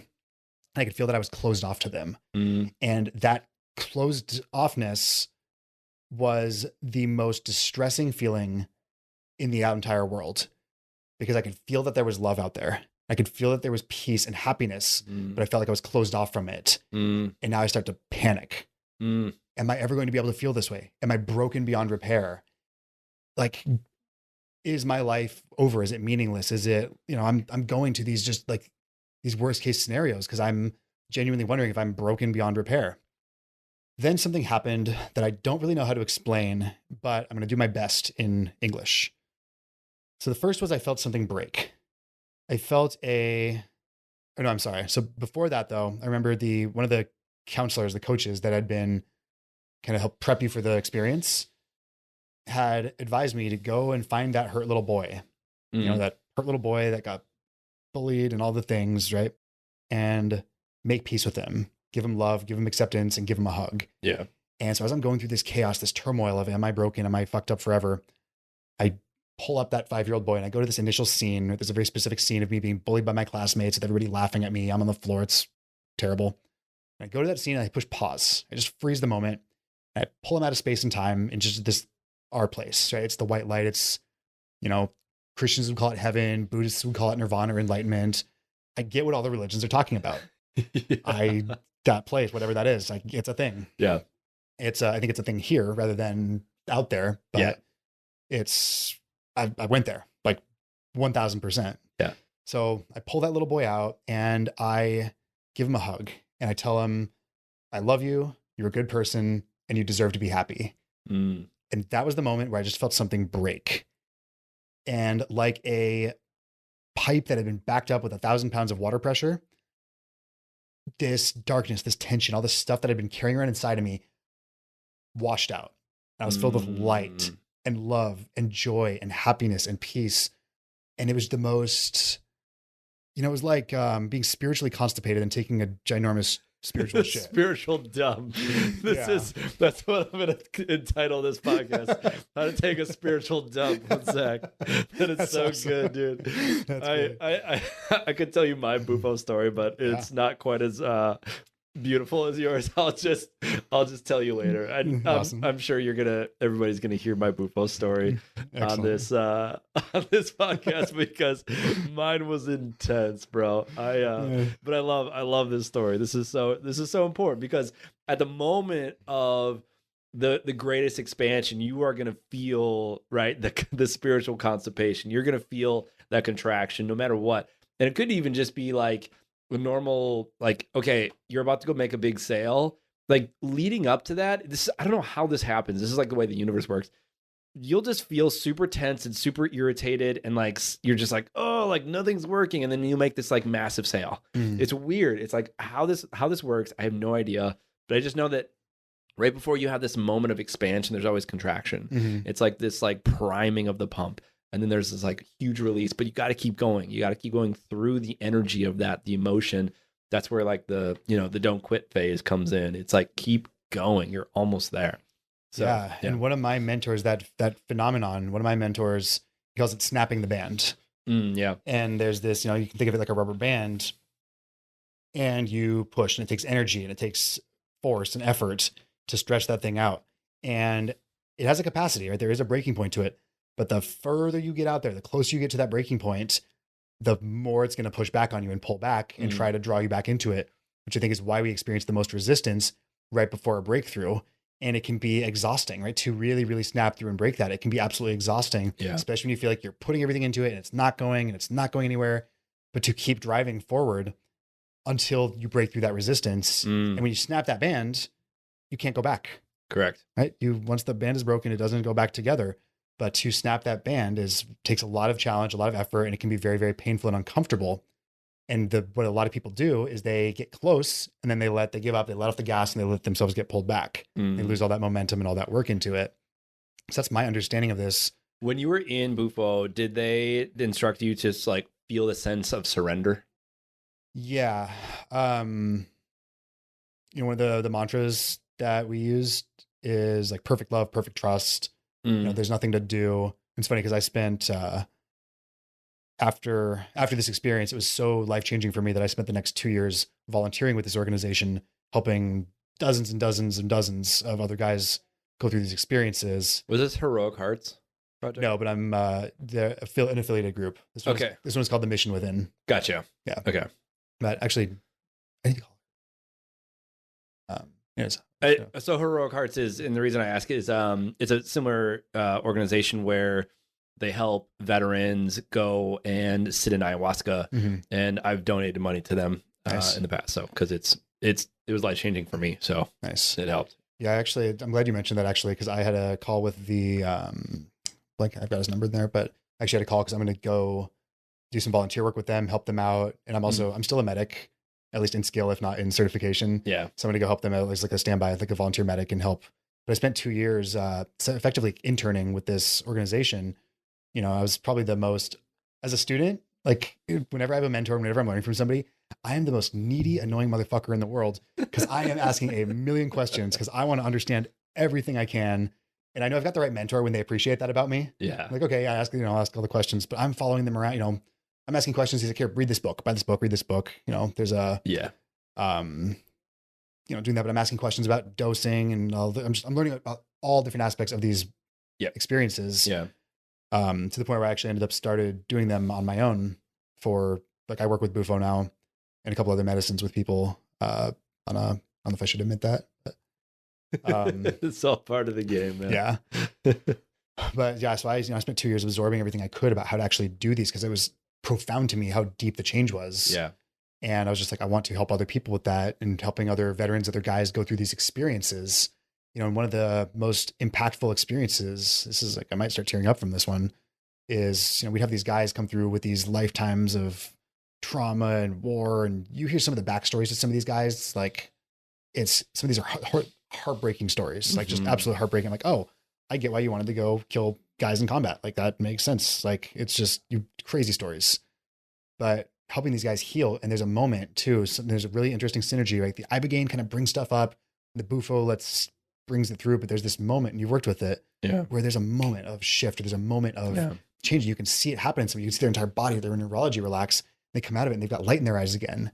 Right. And I would love we don't do this for privacy reasons, of course, but it would be fascinating to take like before and after pictures of guys' eyes. Yes. And just see you've got like the dead eyes versus like light in the eyes again. Yeah. It's amazing. Iridology is very interesting science, and there's a lot of truth to it. Yeah. Yeah. And that's exactly it. That's the way I felt as well, coming out of, so my ceremony was ayahuasca on a Thursday night. And then that Saturday was Bufo. Mm. So it was like very, in a sense, very similar to the ibogaine or iboga. But even in ayahuasca, it was so profound. And what she taught me was this sense of surrender, like let go, surrender. And she taught me in the most profound but also irritating way. She made me almost shit myself all night, which is, again, if you guys don't know what ayahuasca is, it's a plant medicine that has a consciousness of the earth, and it speaks to you as if it's a grandmotherly energy. It's almost like you're having this conversation in your mind with the grandmother. That's why they call it grandmother. And she I say the word she because that's what it was. She made me almost shit myself, and it would just like be so painful up until the point where I was like, fine, do it, like whatever, fuck it, I give up. And then that's what she was teaching me. She was like teaching me the true essence of surrender, to like take my puckered butthole and like let it go, and then she would stop, and then nothing would happen. And I'm like, oh, like, but she kept doing it over and over and over again to make me learn what true surrender actually felt like, so that when I went into Bufo, I could fully let go and fully receive the essence of my soul back through my body. It was the most outrageous experience of my life, man. It was just like this instant remembering that I had already done that in a past life, that like I was like being initiated back in through that. I was like, what is like, it was bonkers. Wow. It was bonkers. Yeah. That's wild. Yeah, man. I actually resonate with that story. So I had I went and did ayahuasca with an affiliated group in California, in Malibu, a few years like after the ibogaine, and it was a 2-night thing. And the second night, the guy he's a really cool shaman. He'd mix up these different ones. Okay, you're dealing with this. You got a little bit of this, a little bit of that, and the sprinkle. It was pretty cool how he did it. I would love to learn from that guy as well. But I remember the second night, I'm laying there, and it's, I read the female, that grandmotherly energy, right? She's your grandmother, but she's like she's not afraid to smack you around. Yeah. So yeah, that's the like literally what she said, like I love you, but don't fuck with me. And I was like, yes, ma'am. Like, she will smack you around. Oh, like, you're the boss. You're the boss. But it's a dance. It's also a dance. Oh, it's a dance. Yeah. Dancing is a good word for it, because I remember kind of seeing her kind of come and dancing for me. She beckoned me. She's like, hey, I have something to show you. Come on this journey. I'd be like, great, let's go. And then she'd disappear, and I'd get sucked down back into my ego. And I'm like, no, I want to go there. And they're like, oh, you're going to stay right here on Earth. And there was just this struggle of like trying to leave and getting sucked back in. Yeah. And it was just very, very frustrating. I'm getting angry. I'm getting pissed off. Right? I'm screaming right in the middle of nowhere in Malibu. Yeah. Right, where it's like you're encouraged to scream like that. I'm screaming. Demons are coming out of me. Like, no joke. I am like, it sounded like somebody was being murdered. It did not sound like me. There was voices coming. It was crazy. But I'm going through this, like, this turmoil, this struggle, this crazy, all this tension, this crazy. And I had that same idea, right? This idea of surrender. I just kept hearing that surrender, surrender, surrender. And then I felt my guts start to move. And, it's ayahuasca. It's coming out one end or the other, sometimes both. Yeah. Double platinum is what they call it. Nice. That's an album I didn't want to have. But so, I'd already thrown up a little bit, but now I felt it coming down below, and it's cold out, and I'm in my sleeping bag. And I remember this moment of like, okay, do I get up and go to the bathroom? And I really didn't want to. And I could tell that wasn't the right move, because that just seemed like a lot of work and a lot of stuff. So I surrendered right into my sleeping bag. Yeah. Sounds about something you would do in ayahuasca. That's absolutely a true statement. Oh, and that was the best shit I've ever taken in my entire life. It was just unbelievable. And I did not care. Yeah. And then I started laughing like a maniac. Yeah. So I can't even imagine the guys around, and everyone's going through their own journey, right? And you understand that guys are going through it, right? So I went from screaming bloody murder to like laughing hysterically like just a madman. Yes. And all of a sudden I was so at peace. I was okay with it. I'm like, I'm in a sleeping bag full of my own shit, and I do not even care. And that lasted for about probably like 20, 30 minutes before I decided I did care, and I wanted to take a shower and get cleaned up. And you get to that point where you're like, all right, I'm through the vision stage of the journey, and now you want to like kind of just lay and relax and like introspect. Yeah. But turns out I needed to take care of some stuff. Yeah. There was more to go. Yeah. There was more to go. All right. I'm gonna pull us back. I mean, I'm very interested in the ayahuasca story, but I want to pull us back into how you pulled yourself out of the darkness, and then we can kind of wrap it up in that. Yeah. Yeah. So, I come back from this retreat. Yeah. I come back from the ibogaine, did the bufo, and I'm a different person. I got my life back. And you were talking earlier about neuroplasticity with mushrooms. Ibogaine and 5-MeO actually, they've got clinical studies now showing that these plants stimulate the regrowth of damaged neural tissue. Something that science and doctors had told me was not possible. Yes. I don't know what they're saying now. This was, years ago. But the headaches stopped, the anger, all these different things, like it just subsided. I was a new person, a new sheet of paper. And the big thing that I took away was I can't go back and change what happened, but I can start right now and take it anywhere I want to go. And then I was faced with this new question of, well, who do I want to be now? Right? Where do I want to go? Where do I want my story to go? And this is how I developed, you were asking me earlier, what do I do with clients? Yeah. I use something called the SHARK method, which I'd kind of developed by accident. And it starts with getting specific. Yeah. So I'd ask myself, not only who do I want to be, but where do I want to end up? When I'm looking back on my life, what do I want to have achieved? What do I want to be proud of? Who do I want there with me at my side? What legacy do I want to leave? And there's a good number of questions that I specifically ask that really help craft this vision. But I created a crystal clear vision of who I want to be and where I want to end up and how I want to feel. So the next thing from there was, what do I need to do every single day to get there? In other words, what are my habits? Right? What habits do I need to stop doing? What do I need to start doing? So I dialed in my habits and got aligned with that identity. And there was accountability, right? Doing what you say you'll do. But I don't believe you can be successful if somebody has to hold your hand and keep your feet to the fire all the time. I do believe we need to have an internal amount of accountability to ourselves, right? That integrity of, I am going to do this because I told myself I'm going to do it, and it's who I am. So I figured out how to actually align my values with my goals and create this internal operating system that kept me on track so that I was doing the right things and I was staying online and staying in alignment with where I wanted to go. The next big piece of it was rewiring negative thoughts. And this was a big hurdle, and it's still an ongoing hurdle. There's 10 main emotions that really, really fuck people up and hold them back. There's anger, frustration, resentment, fear, which creates anxiety, guilt, shame, self-doubt, feeling judged, grief and loss, infatuation, and depression. And I really had to figure out how to work with all of those different emotions now, right? Because plant medicine is great, but you can't do it all the time. You can't rely on it. You've got to figure out how to operate in a day-to-day. We live in the 3-dimensional world. We've got to figure out how to operate effectively every single day. Yes. So really learning and studying, I studied with Buddhist monks and I went to their temple, and I studied with some neuroscientists and figure out every single thing that I could about how to actually go in and rewire a human brain to think different thoughts and do different actions. So rewiring those negative thoughts, rewiring those negative emotions, and it's still an ongoing process. I'm going to do some anger work actually when I get home because I'm pissed off about something that somebody did earlier. And then the last one is KPIs, or keeping, for sales guys, or just keeping track of progress. Yeah. Right. Tangible, measurable numbers that show you beyond a shadow of a doubt that you are making progress. And so I developed a system that I could actually track and measure what I was doing and see that, oh yes, this is working. I'm making progress. Even if it doesn't look like I'm making progress, still being able to track that. Yeah. So it was the same system that I'd actually used to train for buds. It was the same system that I used for anything, but I didn't really flesh it out until this time period. And at the same time, I was volunteering. I was going down on these retreats, helping other veterans go through these experiences. And what happened is guys started to just ask me for help.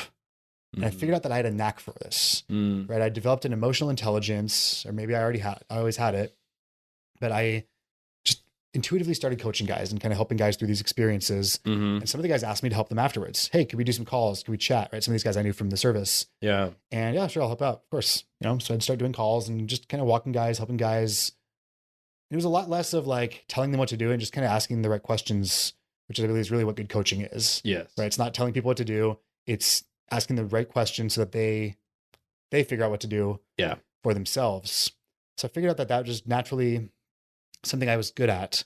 And on top of that, it was unbelievably fulfilling. Seeing a 30-year SEAL Team 6 veteran come out of a Bufo ceremony and say, I can't believe I was going to kill myself today. powerful stuff, Yeah. right? Getting on the phone with somebody and helping him communicate better with his wife so they don't get divorced, right? Because they don't understand each other. Like, it's just powerful, right? Like, it was just unbelievably powerful and fulfilling. And that's where I realized, you know, I've got all these skills, I've got all these different things that I've done, and I can use them to help people. Yeah. And that ultimately led to me finding business mentors, learning sales, learning marketing, learning all these different business skills. But at the end of the day, it's the core skill set that I have through SEAL training and all the stuff they taught us about mindset and performance going through that, and all the stuff from working with psychedelics and plant medicines and helping guys heal their minds. And then helping guys rebuild their lives, right? How do you actually rebuild your life from the ground up, starting over from zero? Yeah. And all that, plus the spirituality, the neuroscience, and all these things. I just wrapped all this up into a unique process that I use to help people get life-changing results that I'm incredibly proud of. Yeah. And it's fulfilling for me to, get on here, like guy's wife gets on, right? Oh my God, I think he's 2.0. Everything's better. Our kids are better. Our family's better. He's got like everything's just so, and I'm actually glad. It's actually good to talk about this. I appreciate that. Because sometimes I get lost in the weeds and I forget that what I do really, really does change lives in meaningful, impactful ways. Absolutely. And sometimes I get so centered on myself and my own bullshit that I forget about that. I don't know what that's like. No, nobody does that. I'm unique in that Literally 3 times today. Right. God, what am I doing? Oh, am I having great impact? And I literally got like text messages from like guys that have gone through my program, like, thank you for following the calling on your heart. You're changing my life. Thank you. I love you. I'm like, okay, it's all good. Yeah. I'm validated. Right. I love the method too, because those are everything that you just described is exactly what we're doing in our coaching program as well. It's very similar. It's so funny how you and I have so much synergy, even with the the military and the plant medicine and even Bufo, and then realizing it's almost like there's as if like the universe wants this out in the world to bring this to men specifically, because I think this is important that guys do have purpose, like you were describing when you first coming out of your depression. It was like one of the first elements was responsibility to someone else. It gave you purpose, and that someone else was your dog, which is incredible. It's like you have to have responsibility, you have to have purpose for something outside of you. That's it, talking about Viktor Frankl, because I love that book as well. Is when you are helping someone else, you are helping yourself. And that's, I mean, kind of to paraphrase there. And then to have the specifics, right? To know exactly what the habits are, what we call the non-negotiables, have the accountability, right? To know the KPIs, and then rewiring the mind. We do mindset mastery in our program, and it's so interesting how like everything you're saying is like, wow, we're doing that, which also reminds me like, hey, we're going the right direction. Absolutely. Yeah. Well, it's a mission, right? I don't think that I'm special. I don't think that I'm unique. Yeah. I don't think that, I have a story that nobody else has out there, but the things that I've gone through are things that lots of people have gone through. Yeah. And the things that I've discovered along the way, I didn't invent any of it. Yeah. I didn't create any of it out of thin air, right? These are all things that I learned from other people, right? And these are probably eternal, timeless truths about the way things are. The reality is being a human is fucking hard. Yes. It hurts. Nobody gets out of the unscathed.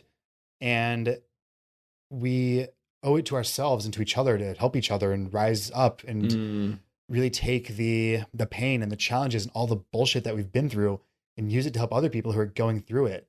Because the world, it's an easy plunge into darkness.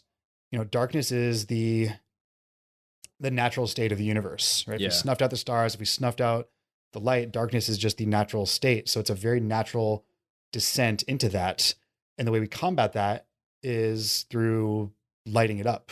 Yeah. Because darkness is not a thing. It's just an absence of light. Yeah. So when we put our light out there into the world and when we help other people let their light shine, it's, we can light this world the fuck up and create a future so bright that it's unimaginable right now.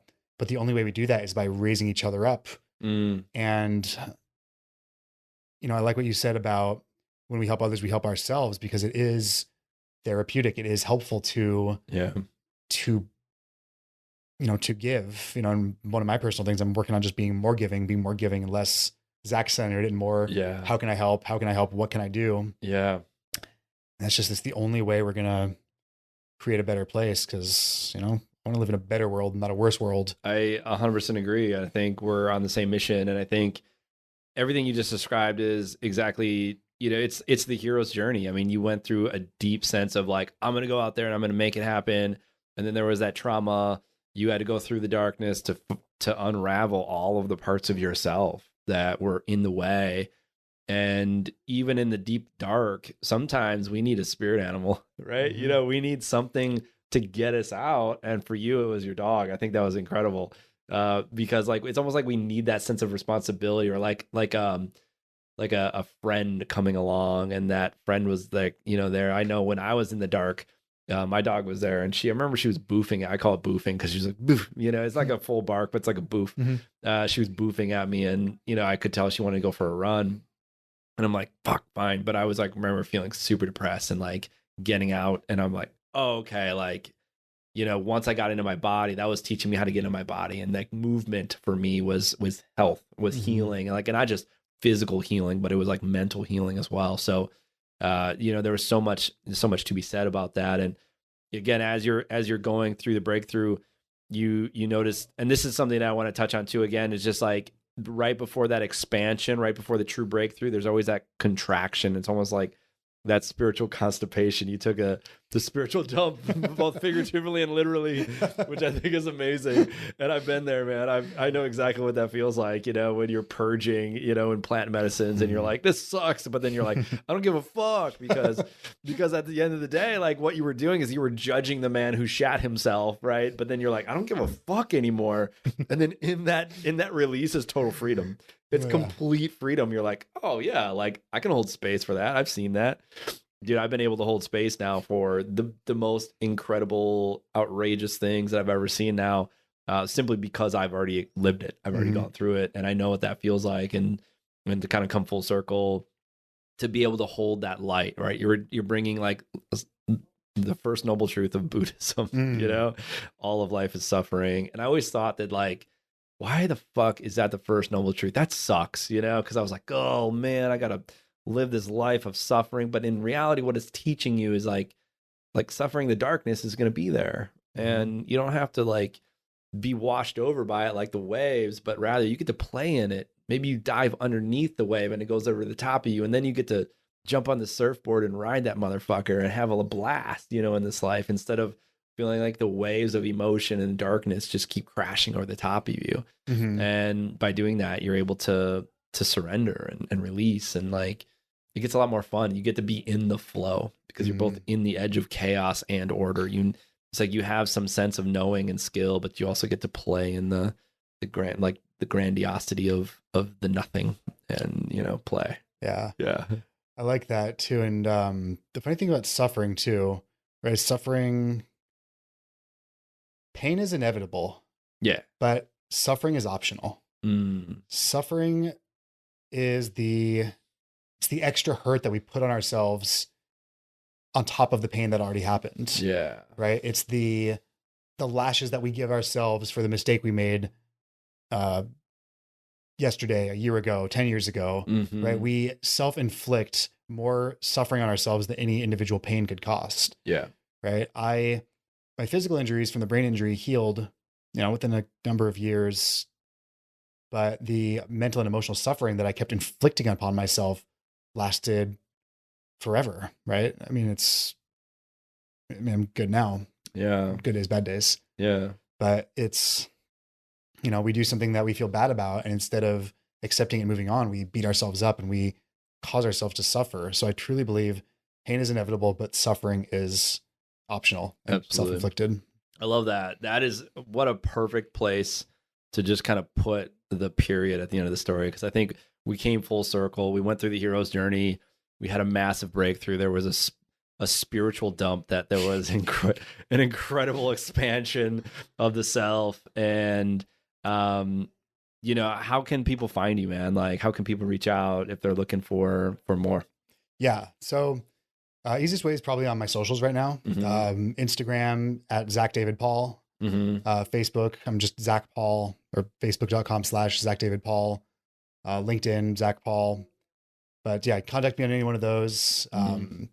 If anyone's, if you're listening to this and you're going through it, if you want to learn more, if you want to, or if you just want someone to hear your story, like I'm, I like to hear what people are going through. I'm more than happy to just offer advice, like perspective, whatever it is.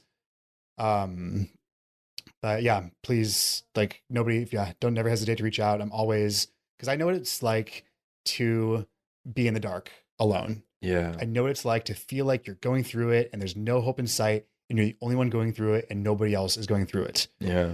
The ironic part is everybody's going through it. Yeah. They're just pretending like they're not. Yeah. Right. We're going on social media, pretending like everything's great and this is our highlight reel and everyone's happy.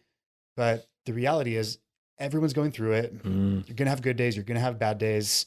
And we live in this society, unfortunately, where everybody pretends like they're happier than they are and they're better off than they are. But when you're going through it, just recognize that it's normal. Like life is, it's a wheel, right? Yeah. You're up, then you're down. Yeah. Then you're up, then you're down. But the lows never last and neither do the highs. So I like what you said earlier about riding the waves. Like I just try to ride the waves and just be in it. So yeah, if you're going through it, it's normal. It's part of it. It's going to come back up. But if you'd ever like someone to talk to or hear, listen to hear you out, give you some perspective, don't hesitate to hit me up. Yeah. At Zach David Paul on pretty much all the socials. That's beautiful. Again, you're not alone, motherfucker. We love you. We love you. Yeah, absolutely. There are better days ahead. There are always. Absolutely. Yeah. I mean, and to touch on that right before we sign off here, I know exactly what you're feeling. I'm in it. That's what I like to say. It's like when you're in it, you're in it. And there's a lot of stuff going on in my world that is, from the objective, you're like, oh man, I'm going through a huge shedding phase. We had a big mold breakout in the house. And so I have to get rid of literally everything because toxic mold is in all of my stuff. And so as I'm throwing things away, I'm just giving this mantra and prayer of like, as I release this, something better will be in its place. As I release this, something better is coming, right? It's like, but you're in it, man. It's very emotional up and down. And my wife's also having health symptoms because of it. So, and I was experiencing symptoms, so I got to wear a mask when I'm in the house. So it's crazy, man. It's crazy. But yeah, that's the way it goes. Life will hand you lemons so you can make delicious lemonade and serve the world with that lemonade. Yeah, man. Serve the world. And if you're, when you're going through it, because I'm going through it right now too. It's going through it is a regular part. Yep. But when you're going through it, help others, serve others. Yeah. The best way to help yourself is to help someone else. That's beautiful, man. All right. Any last words? I feel like that was good. Dude, thank you so much for having me on. This was a great conversation. My honor. Thanks for doing the work you're doing. Yeah. Love what you're about. And this is awesome. Thank you. Yeah. Thank you. And you're welcome. And all right, guys, we'll see you on the next episode. Rock and roll. Thanks for listening to this episode of the Unbreakable Man podcast. If you found this episode valuable, then go ahead and leave a 5-star review explaining how this podcast has helped you so more people can find it. If you want to be a part of the Brotherhood, then click the link in the description below. You can also check out the Unbreakable Man experience if you're ready to face a deeper challenge and change your life for the better in just 3 days. All right, guys. Thanks again for listening. I appreciate you. And as always, stay unbreakable.